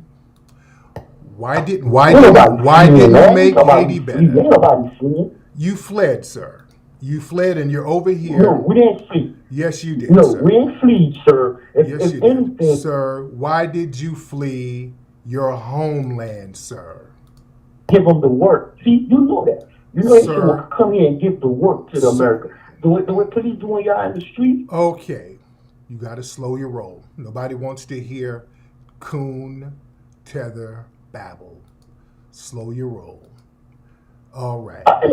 Okay. When it comes to in front of Haitian, everybody cool. All y'all cool. Why did you flee? Flee from where? What do you mean we flee? Ain't nobody fleeing. You're in Florida. You're in Florida. You're not in Haiti. You're in Florida. Why did you flee? You came to our country. Yes, I did. I came and dropped off money. I came and brought money to your country to help so that I can help you stay there and build it up instead of you bringing your ass over here fleeing like a bitch. What about your next movie with your Why are you fleeing like a bitch? Maroons came from Haiti? Okay, no, John Horace and those guys did not come from Haiti. Don't sit here and try to revise history, dude. Okay? You know what they used to call them? They used to call them neck my war. We came down in South Florida. Why didn't you fix your own country now? You're trying to live off the work of Dessalines, and it was coons like you who undermined Dessalines, sir. So why do you still have that coon energy? Sir? We don't have coons in our blood. Yes, we you the do. Real riders. We the real soldiers. Then why are you? Then why are you still over here and not in your homeland being a soldier right now? When it comes to Haitian, put some respect. Sir, we give you your freedom. Okay. Then why are you not freeing Haiti from economic oppression, sir?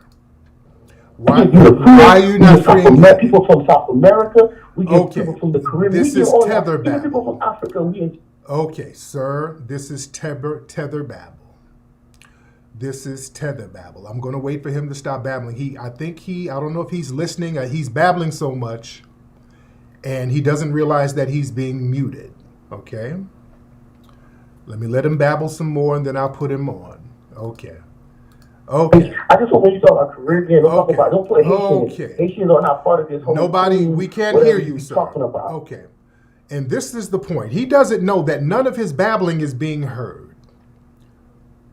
He doesn't know that none of his babbling is being heard right now. He's wasting his energy.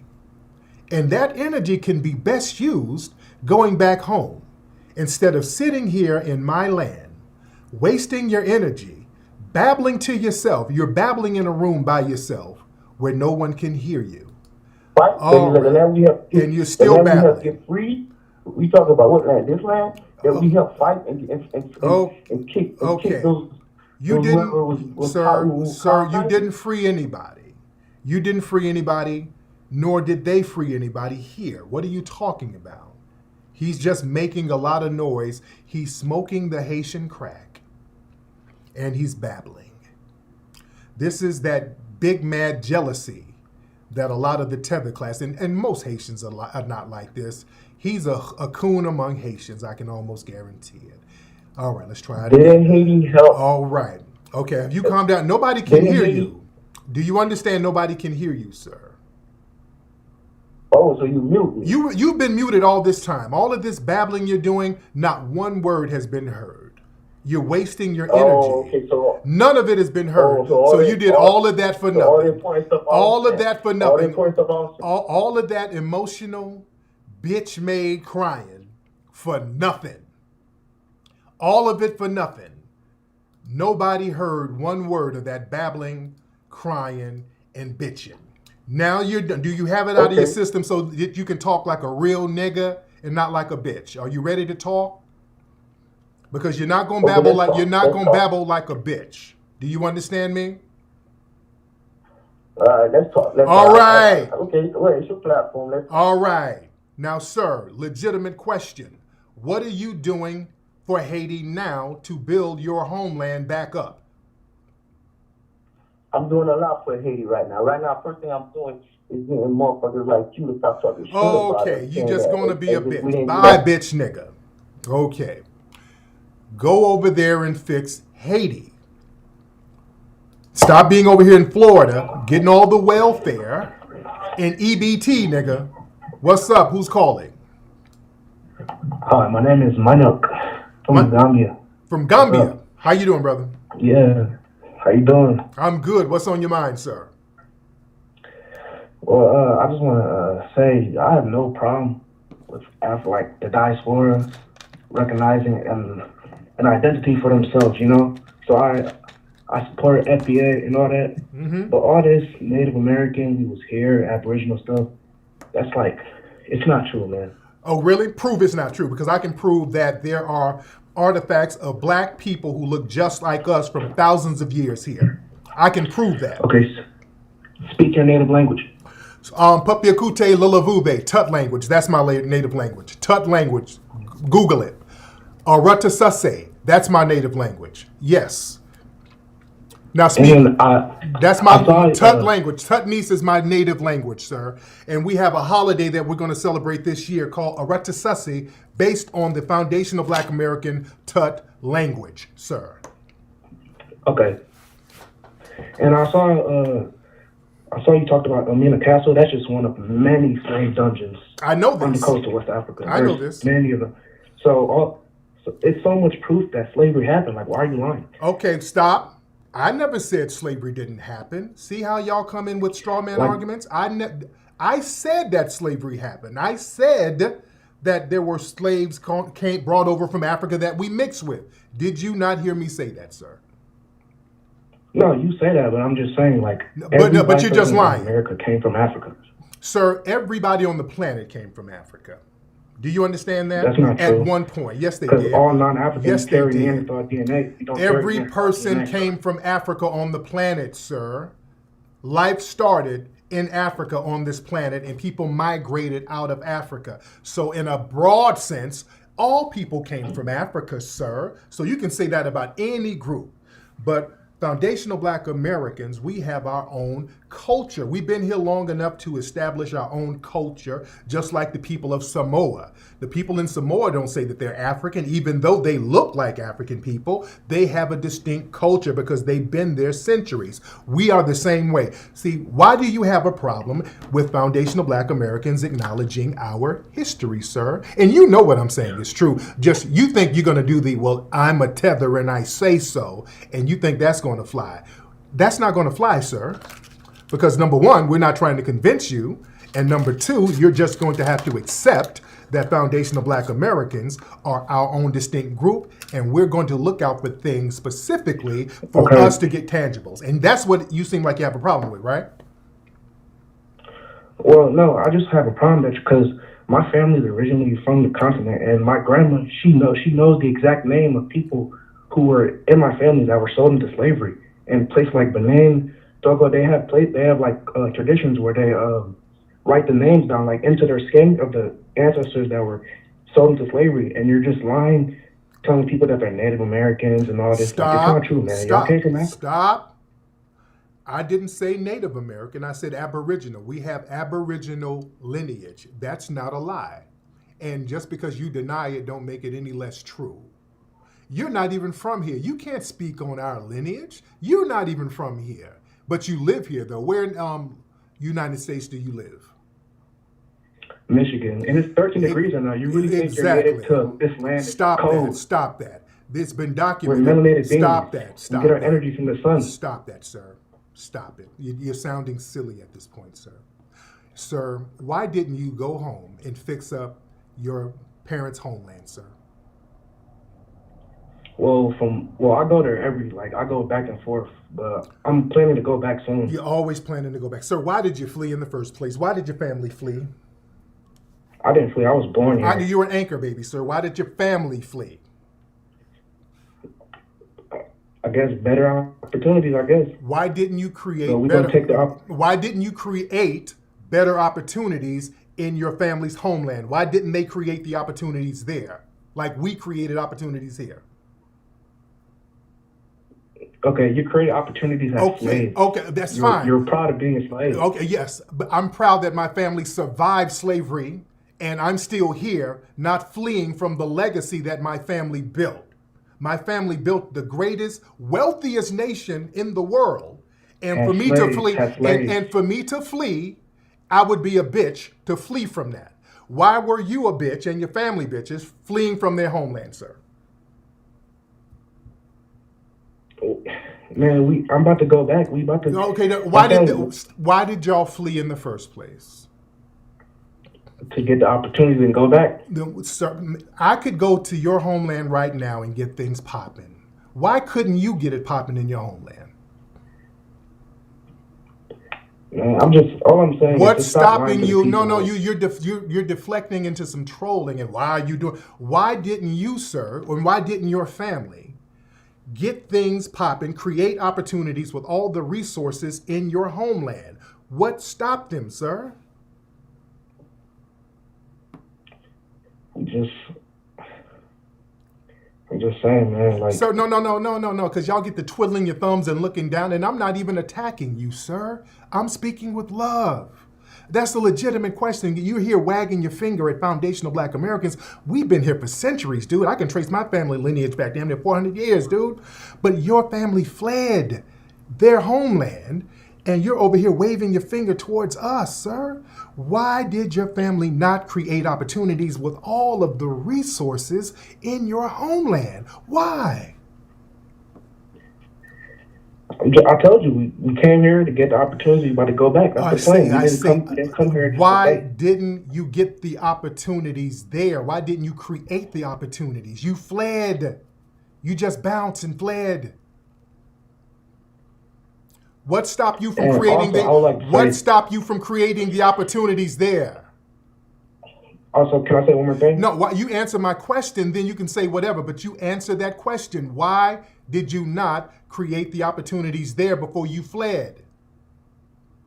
I didn't flee. I told you I was born. Why did your family, you say you know the traditions of your family and they can go back 400-500 years. They should have told you why they fled. I know they told you why they fled. Why didn't they get it popping over there, sir? Why? I told you, better opportunities. And the better opportunities are there. Why didn't they utilize them? I don't know. I can't answer that question, but I just want to say one more thing. I want to say this. The government, it's the government, it's the government, it's the government, it's the government, the government, the government, it's the government, it's the government, it's the government, the government, it's the government. Was that it? Nah, but I'm just saying, like, get off my phone, nigga. All right, stupid ass. Cowards. They come huffing and puffing all big and bad, and then when you start asking them, why did you flee, they start getting quiet and reflective. Don't get all quiet and reflective, dude.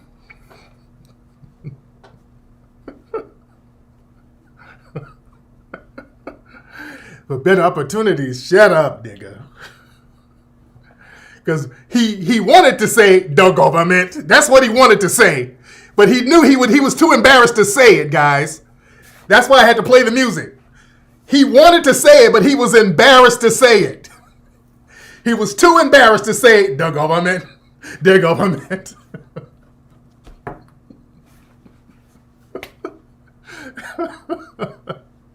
This nigga was too embarrassed to say it's the government. And so, y'all was slaves. Yeah, nigga, we survived slavery, motherfucker, and we're still here.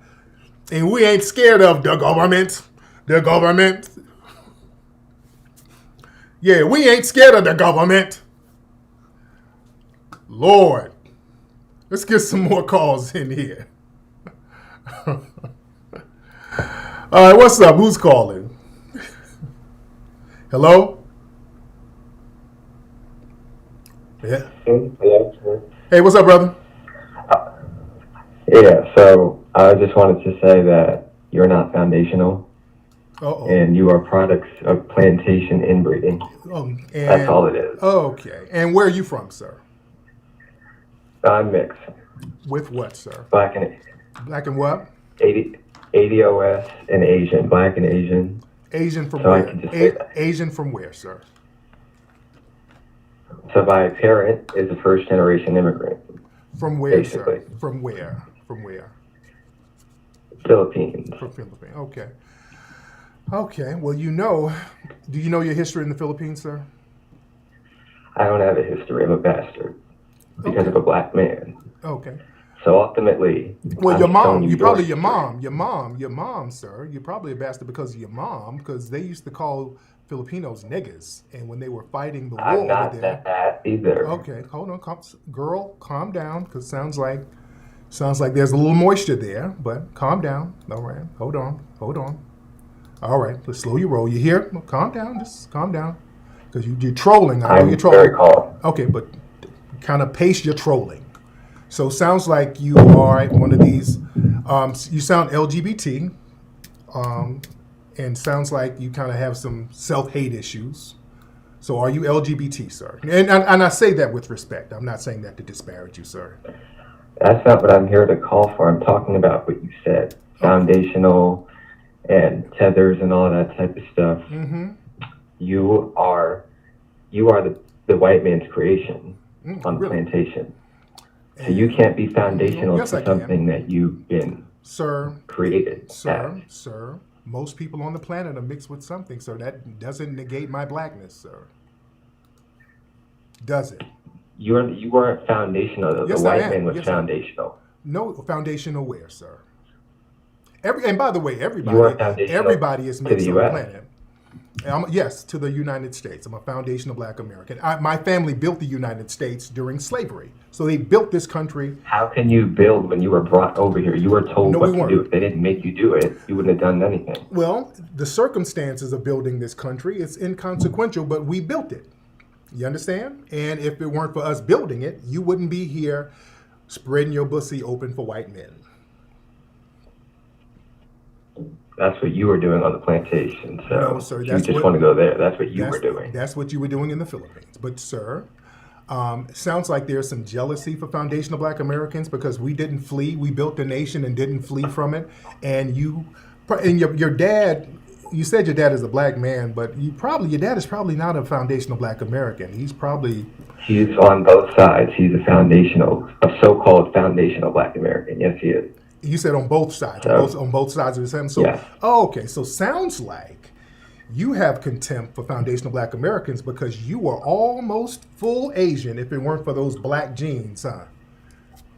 No, that sounds not like, really. Yeah, because you black males. Yeah, you pump and dump and you rotate women around. That's what you do. Oh, you mad at daddy? Oh, this is daddy anger. You're mad at your dad. And you can't say I have dad issues. I don't. You're mad at dad. You black males. But you're a black male, sir. And your foundational history. You're a black male, sir. You're incorrect. But you're talking about yourself because you too are a black male, sir, right? No, not really. I'm talking about what you're saying. Okay, so and you how deny. most people laugh at you. It's a joke. What you're saying, sir. you're denying that you're a black male and you have a black father, sir. So how does that work? So you're some kind of obscure race of person, sir? Or do you just identify as LGBT? Is LGBT I'm your not identity? here to talk about me. But we're talking. I'm here to talk about your talking points, sir, which is incorrect. Sir, it's not. Sir, you can't say what's incorrect because you don't even know what your correct race is, sir. So how can you tell me what mine is and you don't even know what yours is, sir? I told you I'm both. You can't be both. In the middle. There's no such thing as both and in the middle, sir. There's no such thing. In a system of white supremacy, there's no such thing. So, sir, and you sound like you have identity. You're not issues. Foundational. I was just going to keep telling you that you're not foundational. You never will be foundational. And if you were foundational, you wouldn't be dominated by this country and by the white man. But you're dominated with me. But we're twins, so we're both dominated, right? Not really. So where are you living where you're not dominated? I hear you claim being there. Huh? Trying to make fun of me. I don't care. Oh, no. Oh, I don't know where that came from. I don't know where this stuff is coming from. But we're both dominated, right? If I'm dominated and we're both under a system of white supremacy, then we're both dominated, right? Right? Not really. Okay, so how are you not dominated, but I am dominated by white supremacy? Because you black males, you were put into this position as a slave and a slave's descendant. And you're a descendant of slaves yourself, sir. So we're twins.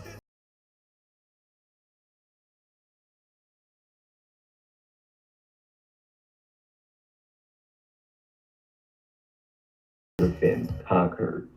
Like you. That's all I want to keep saying. Like you. Like we're twins. So you just keep saying how you and I have so much in common. Right? And by the way, we don't have anything. As far as your Filipino bloodline, let me say this. Do you know that it was a foundational black man who saved the Filipinos from being slaughtered all the way? They were going to commit a genocide on the Filipinos, and a black man who was with the U.S. Army was over there. He defected from the U.S. Army and taught them guerrilla warfare in the Philippines so they would not be slaughtered. So you're welcome, sir. But I need you to get rid of those self-hating issues, sir. And you're going to be all right. Thank you for the call. Okay, this is a self-hating queen. Well, this is a queen with some self-hating issues. Lord, see, we got to understand these folks from these, and you got to watch these anchor dudes too. Yeah, David Fagan. You got to watch these dudes. Now, I bet that dude, he identifies with being LGBT, and that's his identity. A lot of these black folks, they become LGBT and they look at that as a separate race. All right, but let's get a call or two in. Let's get some more calls in here. What's up? Who's calling? Tariq, what's going on, man? I heard you played the song, and I called to hit you up and say we should do it properly so I could get some royalties, man. This is the government guy. Yeah, what's going on, brother? How are you? Well, I'm hoping that we could have a good discussion today, and you don't cut me off. Oh no, but I got to get some new people, brother. I got to get some new people today. I had you the other day. Let me get some new people in here. That's the Jamaican shower posse guy talking all that shit about the shower posse. Hey, who is this? This is Shay from New York. Hey, Shay from New York. How are you, dear? I'm good. I love what's going on. I like the discussion, man. I'm a foundational black American on both sides from Harlem. Yes, sir. And I just want to say you representing real good over here, my brother. I'm very, very, very happy to know that there's somebody very strong that's putting it all out there, not only in the open, but intelligently, because they like to deflect our notice, just bringing up things that don't have nothing to do with what we're talking about. Like the topic earlier, discussing how does immigrants benefit us as FBA? Nobody wants to address that damn question. Everybody's going around bringing up stuff that have nothing to do with it, and that's the problem. That proves what you're saying is correct. Real talk about the disingenuous attitude that they have when they come over here. They have all this nasty vitriol and energy for us, but none of it for the white supremacists ruining their country. Like, how does that work? Exactly. And then when you ask them why did they flee, they want to get quiet. You know what I'm saying?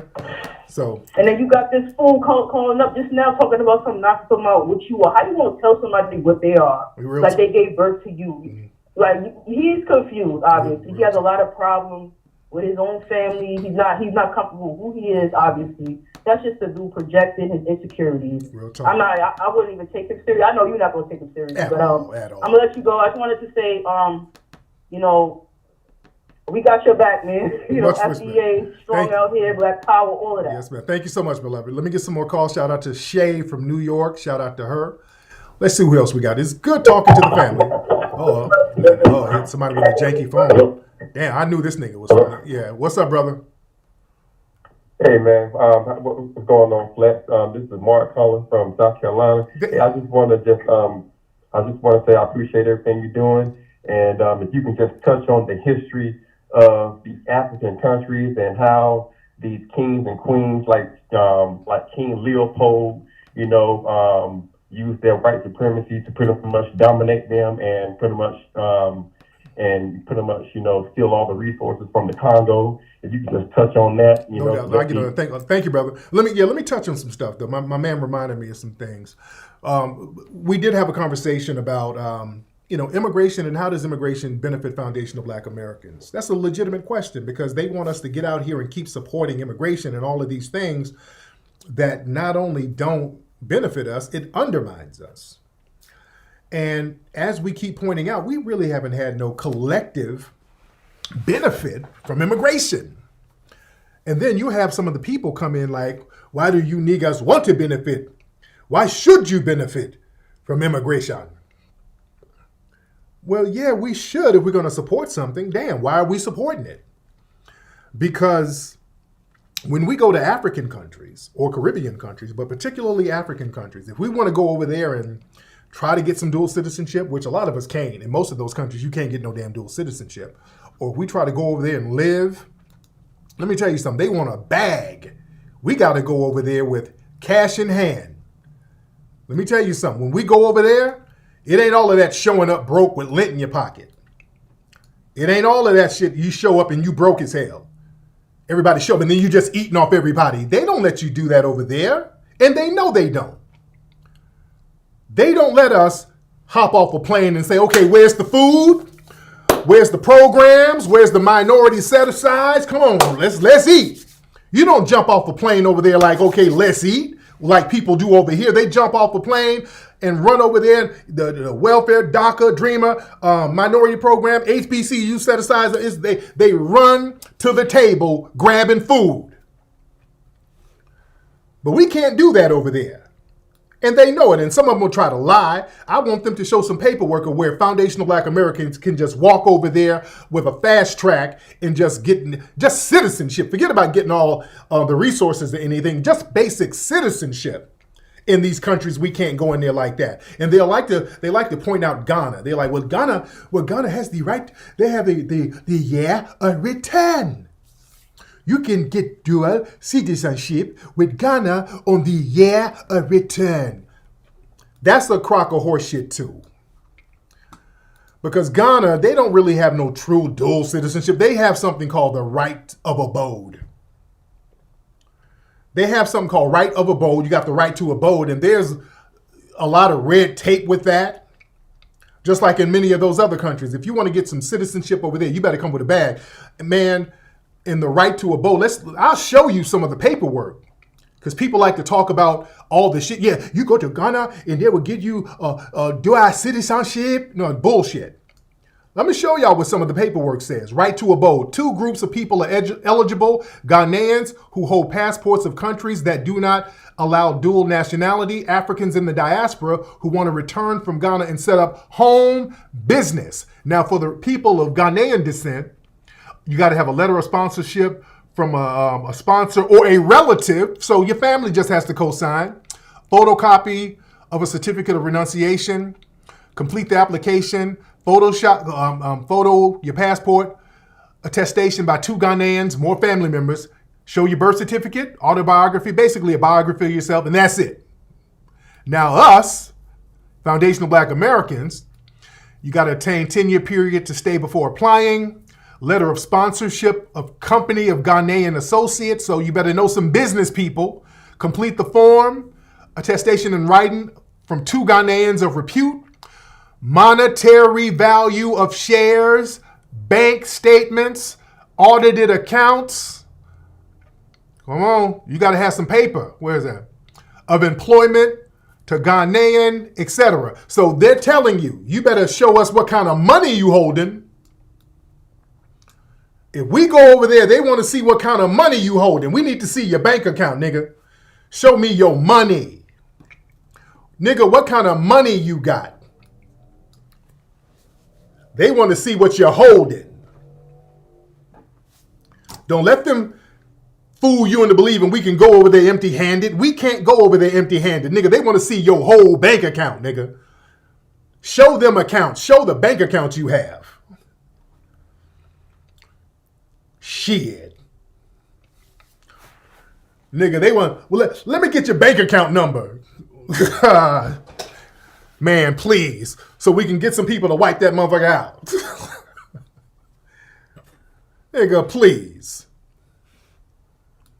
Man, please. Don't let them run that game on you, man. They want to see all up in your pockets. That's why they be pocket watching us, dude. That's why they be pocket watching our asses. That's why they stay pocket watching us. Let me get some more calls in here. So many people calling. What's up? Who's calling? Hey, Tariq, this is Robbie from Atlanta. Hey, Thank God I got a hold of you, man. Yes, sir. First, I want to say I appreciate the work that you do, and I have something very serious to ask you, and then there's a comment. The serious thing is, when it comes to reparations and our plight to get reparations, I appreciate what you're doing with FBA. If it comes to this thing with the Iran-Contra affair and the fact that they flooded our communities with crack cocaine, do you think that would meet criteria for us to also request reparations and repair for that?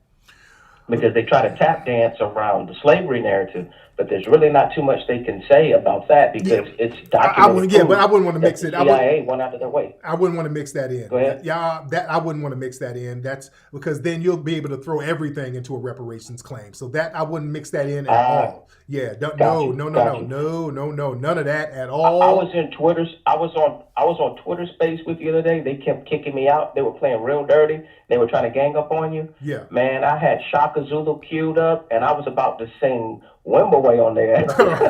They would have let me in. My man.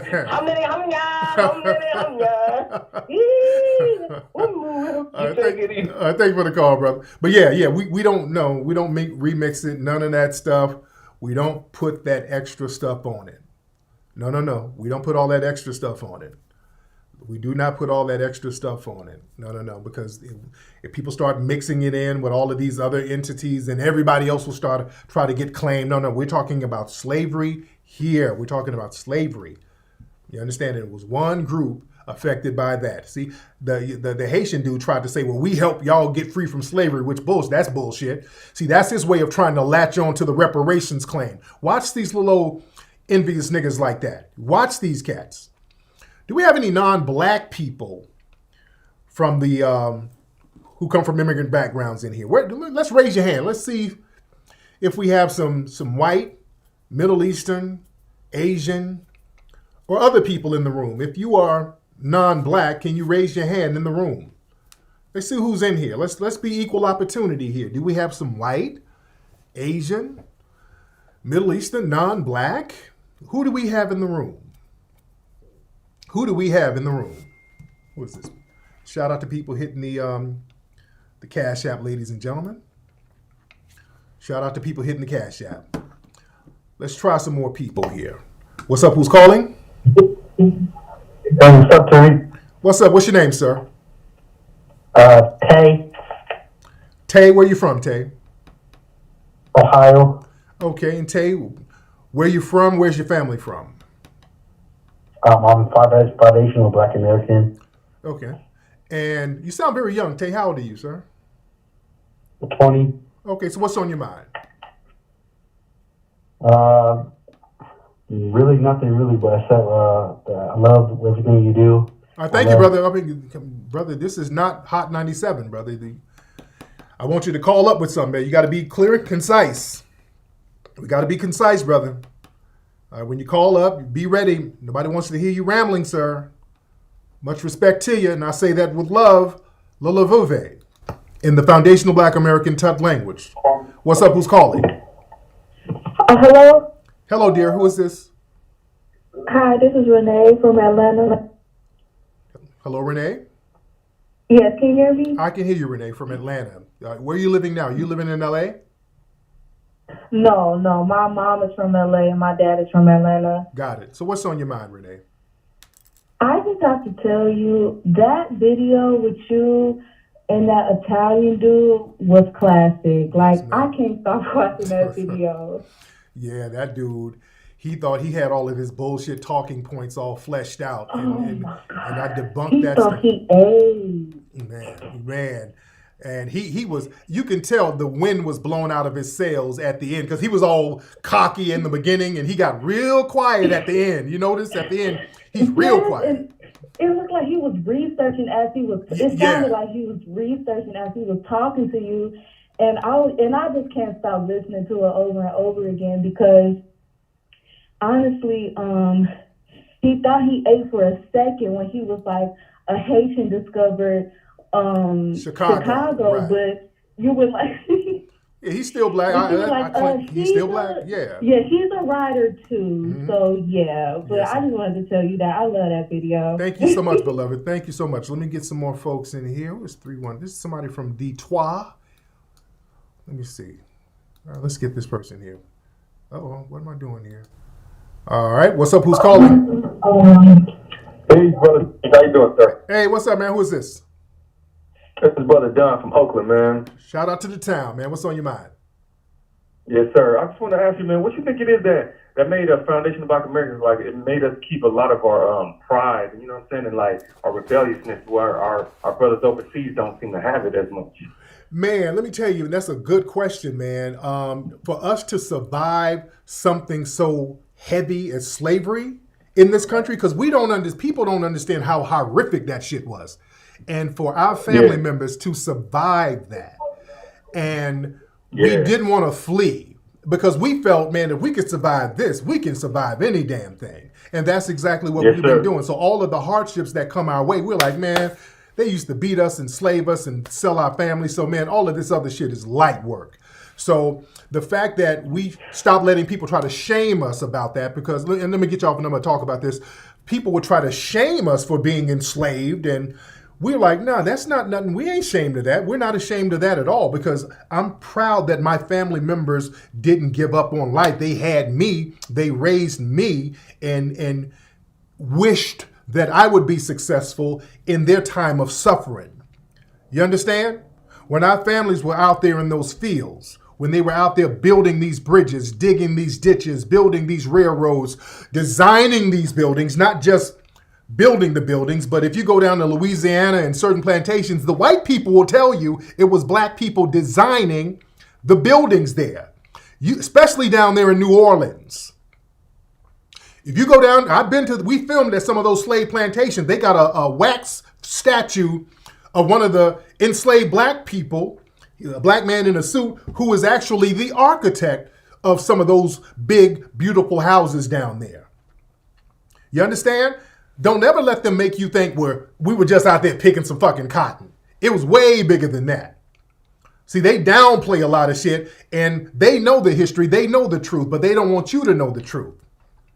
See, they kind of switch and remix history.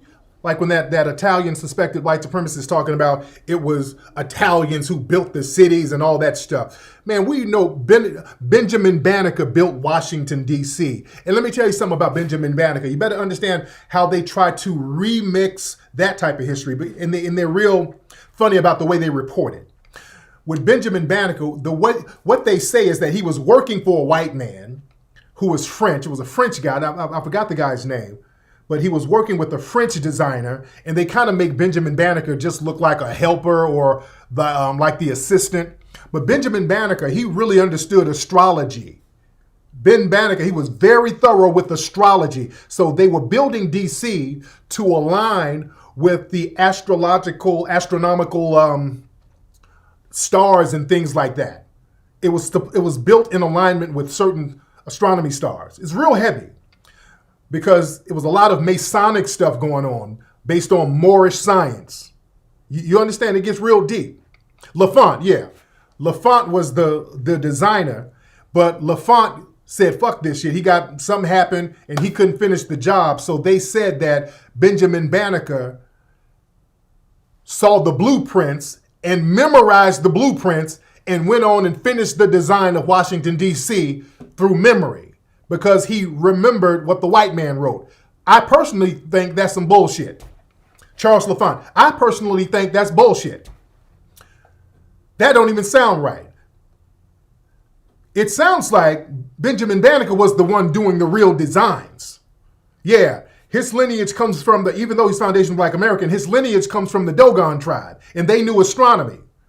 You understand? So I think Ben Banneker was actually the designer of that shit, and they just didn't want to give him credit. That's what they would do. If a black person did something phenomenal, they just wouldn't give him credit. They're like, oh yeah, the white man next to him did it. But yeah, with Ben Banneker, they said, well, he memorized the white man. He memorized the blueprints and then finished them. That don't even sound right. You memorized some blueprints? That don't sound right. I really think Benjamin Banneker designed all of it. I think he designed it and then they gave credit to others. You understand? Heavy stuff. Have you seen blueprints before? Go look at some damn blueprints. And you're supposed to have remembered that. You saw it one time, and then the guy up and bounced and left and took his blueprints, and Benjamin Banneker, I remember what it looked like. I can help you. I can redesign it for you. Okay. That don't sound right, man. That don't sound right at all, dude. I think he drew those blueprints up, and they don't want to give him credit for that. Hold on.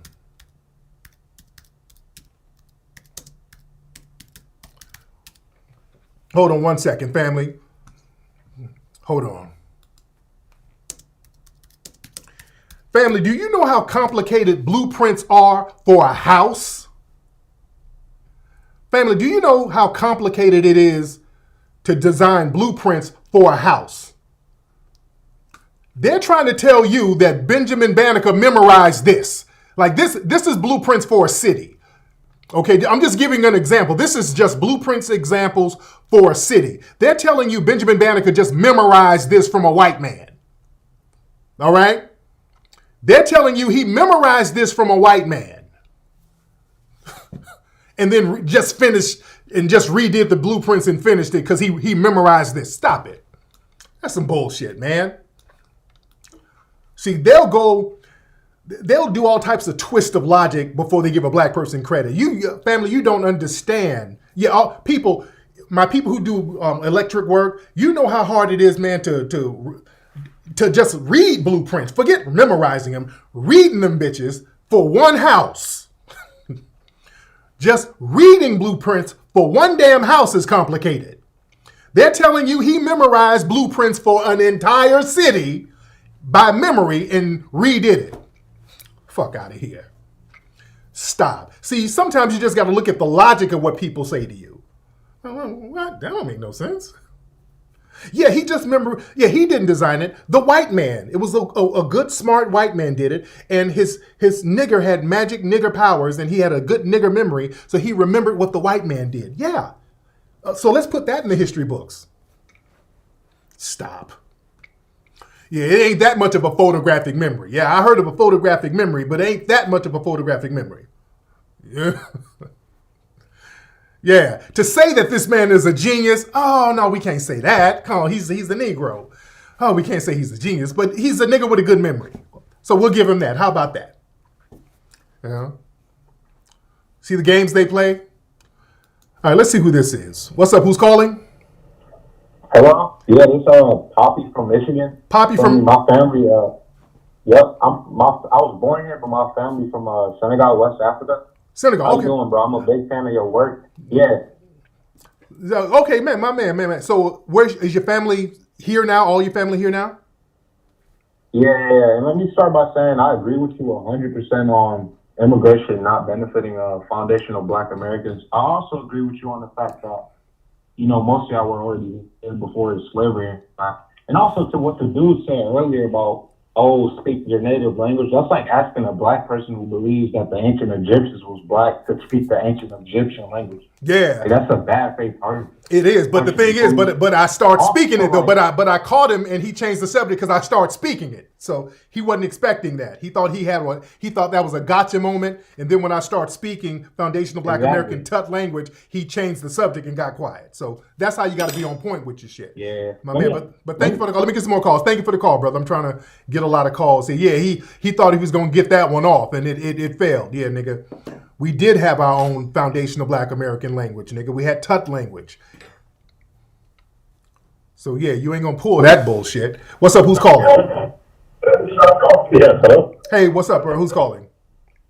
Yeah, Dr. Perry from New York. What's your name? Dr. Perry. Dr. Perry from New York. Okay, you're a doctor. Yeah. Dr. Perry, shout out to you, brother. So where are you from, sir? Where's your family from? Where are you from? From Nigeria. There you go. So how do you feel about the conversation? Have you seen all the stuff that's been going on and what we've been talking about for the last few days? Yeah. Yes, I have. How do you feel about it? Well, it's disturbing. Now, how so, sir? How so? It feels like, once again, I'm watching Black people fighting each other. Okay. And I'm quite ashamed of that. It just doesn't seem right to me. Yeah, no. I feel like we could have other targets, we have other bigger problems, or Black people have. Actually, I'm not Black anymore, but Black people have other bigger problems and they should face. But you do know, sir, a lot of people from your community, sir, seem to have a lot of vitriolic statements about foundational Black Americans, sir. And this has kind of been going on for a while. Normally, we don't trip on it. But at this point, we're like, hey, man, enough is enough. And it's not a both side thing. We don't really have disparaging terms for you. But as a Nigerian, you do understand that there are people who come from your side of the fence who have some pretty negative things to say about foundational Black Americans. Is that correct, sir? That is correct. Right. So have you had the conversation with them like, hey, you shouldn't talk about foundational Black Americans like that, calling them lazy Akatas and all that, right? Absolutely. Okay. They shouldn't. And now you've joined them, so it's like two people rubbing themselves in the mud, and it's just pathetic. Now, how did I join them? How did I join them? Because now you are putting all Africans and Haitians on the spot and, just disparaging them. And now it just looks like, everybody's muddy, dirty. Sir, that's what cleaning a garage is about. You see, the name of the broadcast is called Cleaning the Garage. When you clean the garage, sometimes you got to get deep in there. You got to get a lot of filth out. Sometimes you get a little dirt on you. Sometimes you get some I guess he was laughing. No, I don't care about the white people are laughing at both of the white people are already laughing, sir, and foundational Black Americans don't give a damn about white people and what they think. That's the difference, sir. That's another problem. Right. A lot of times, you are very concerned about what the white supremacists think, and we don't give a damn. That's the difference, sir. We care about building a power base. That's what we're on, sir. And you're going to build by fighting each other? How does that work? We're not fighting you because, sir, you have nothing to fight. We're not fighting you.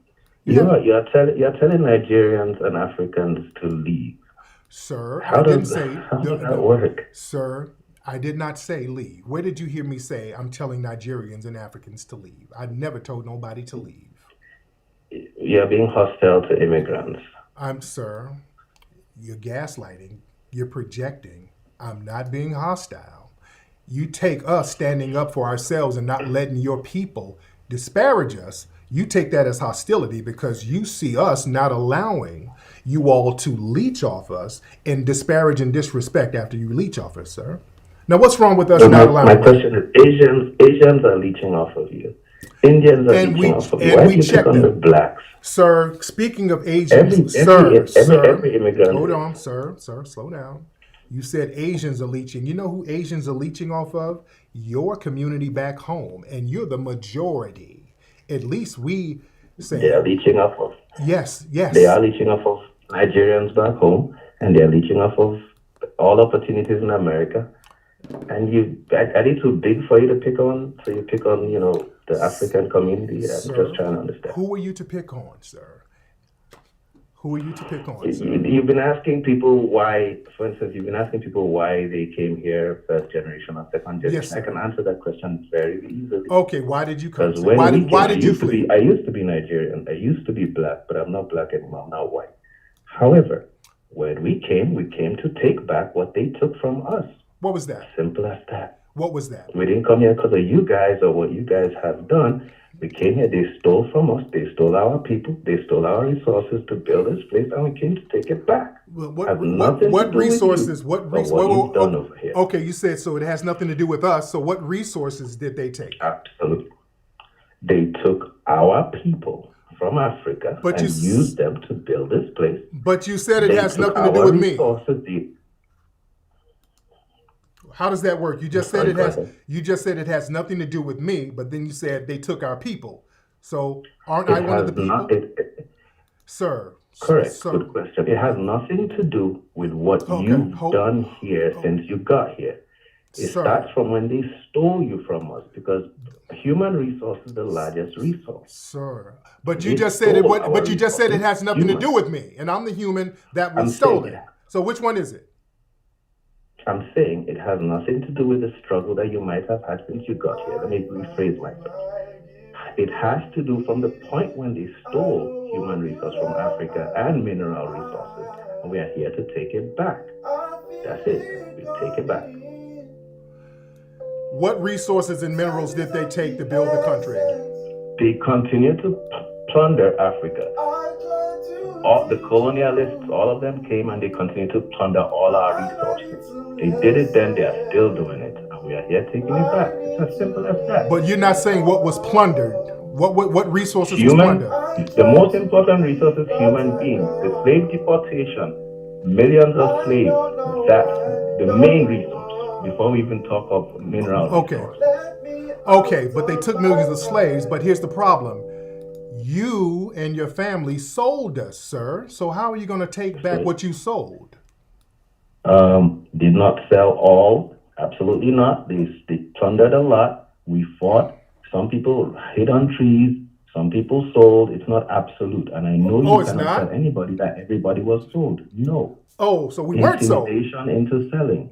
So we weren't sold. So we were sold and then we weren't sold. Some, not all. And I know you know it's not all that was sold. I know you know that. But somebody, okay, if we all came from there, somebody sold us to somebody, right? No. And you just said we came from there. That means you all sold us.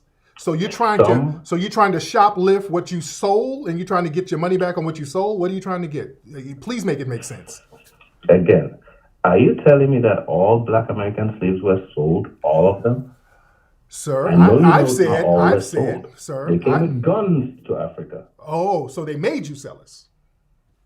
Absolutely. Okay. By force. It's the same thing we are seeing happening now with COVID and everything that's going on. Things are not just simple ABC, sold just because they felt like selling. No. Oh. This is intimidation. This is control. Oh, okay. So the human resources are us. We are the human resources. And you want to get a refund. So you're treating America like Walmart. You want to get your money back. Reparations. Yep. We're here for our money back. There you go. That's what this is really. But y'all trying to find a way to get reparations. This is, this is great. I want the family to listen. We all deserve reparations. Those of you who were stolen, those of us who were left behind without our human resources. This is what I'm talking about. We need our money back. And you think this guy is playing? This is what they're talking about. See, this is their argument that they're trying to build. That, well, America, you stole our people, wink, wink, which we hate those Akatas, but for the sake of getting some money, these are our people you stole, and it broke our art. It broke our art, so we need reparations for the pain and suffering of stealing our people. So this is there a problem with that? It's a new scam you got going on. This is another scam and finesse. I've heard this argument before. This is a new scam and finesse you guys are trying to cook up to glom onto the reparations conversation because foundational Black Americans have excluded all of these other groups from getting their hands into our reparations claim. So now they're trying to play they're trying to do what the mammies do when the kids get killed or hurt. They put the kids out there, put them in danger. When the kids get hurt, oh, my baby. Oh, where's Benjamin Crump? Oh, we need a settlement. We need some settlement money. My baby ain't never hurt nobody. So y'all doing the Nigerian version of my baby never hurt nobody. Give me some money for my poor baby being enslaved and suffering. Man, dude. I don't see what the problem is with that. They stole from us and we want to get it back. Why is that? That's just fundamental human behavior. You don't need no other body. You don't need no other body. So, sir, how long have you been here? 20 years. Sir, why did you bounce from your homeland? Why couldn't you just get the money from there? How come y'all couldn't get the opportunities popping? Why didn't you get it popping back home, sir? Because not too many of us are doing this, getting the money back. So those of us who are doing it, we have to get a whole lot back. Okay, so how come you just couldn't? Okay, how come you didn't get it from Britain? Because that's the place that colonized you. So Britain too gets it back. But Britain is right there. But Britain is right there, brother. How come you skipped Britain and came over here to us, the Foundational Black Americans? You should have went to Britain. Why didn't you go to Britain, sir? We are there too, getting it back. No, you know, the interesting thing is... No, sir. Hold on, sir. How come you just couldn't build your opportunities at home? Why didn't you get it popped? There's so many resources there and so many Asians and white people getting it where you live, getting it from your home. How come you couldn't get it like the Asians and the whites? And they're a small minority there, and it's hundreds of millions of you, but you couldn't get it. What happened, sir? You see, the question you're asking is asking a person that why is he not eating what's in front of him and why is he eating something somewhere else? Right. Why not is the question I'm asking you in return. Why not get it from home? Why not get it from here to where it was stolen? But you're not getting it from home. You've not answered that yet. Why not? No, you're not getting it from home, sir. Why are you not getting it from home? Why did you have to We get it from home. But you're over here in New York. We get it from here too. You're in New York. You're not at home, sir. You fled your home, sir. I'm at home. First of all, I'm at home here. No, you're home. Nobody owns this place. Nobody owns this place. You this fled. Is my home, son. And you've abandoned your homeland. And this is what I said to people. I have many homes. I can move to another. Hold on, family. I told y'all earlier. Hold on. Okay. Like I told y'all, fam. They come over here and say, fuck my family back home. They don't give a shit about the family back home. And if they can cut their family off back home, just imagine how they think of us. Okay, let's try it again. I had you on mute. You had to calm down. Human beings are not nice to each other all over. Sir, so by saying, people do this, you guys do stuff to yourself, everybody does stuff to each other. Sir, you fled your home, sir. No, I did not. I came to get back what they stole from my family. And you've not nobody yet what the problem is with that. No, sir. No, sir. Because you guys call us a kata, so you make sure to let us know we're not like you. You make sure to let us know. And we're okay with that. So we're not part of your I don't support them. Let me tell you some things you don't know. My family were repatriated slaves. We were kicked out of Brazil. Sir, I don't know what you're talking about. There's a lot of history you don't even know You're just making up scams as you go along. Go and look at the Mali revolt. After the Haitian revolt, we revolted in Brazil, and some snitch went to rat on us, and they kicked some of us back home. Sir, you're just go and check it. Sir, you're babbling. Sir, you're babbling right now, sir. You're tether babbling right now. This dude is trying to pull a scam. And we see your scam that you're trying to pull. Okay, sir. One last time. Why couldn't you do all of this fly stuff in your homeland right where you were? Why couldn't you do that with all of those resources over there? All the resources are right there in your home. Some of us are doing it over there. Some of us are doing it in London. Some of us are doing it here. What's the problem with that? Well, the problem is you're not building it up back home. Flee. Do you think fleeing is going to help your homeland, sir? No, you see, it's the word you're using. Is that sir? See, this is why. Sir, stop. This is why foundational Black Americans can get things popping to the extent under the system of white supremacy here. We have enough respect for our ancestors to not flee the homeland in which they suffered. We have at least that much respect because our ancestors didn't suffer and maintain so that we can come up here and just flee like bitches. I think you need to correct the use of the word. We emigrated to get our flee. Ours. What is nothing is yours? What was stolen? We did not flee. Flee. Nothing is yours. Nothing is yours, sir. You're talking about get what's out because, ours, sir. So you mean us?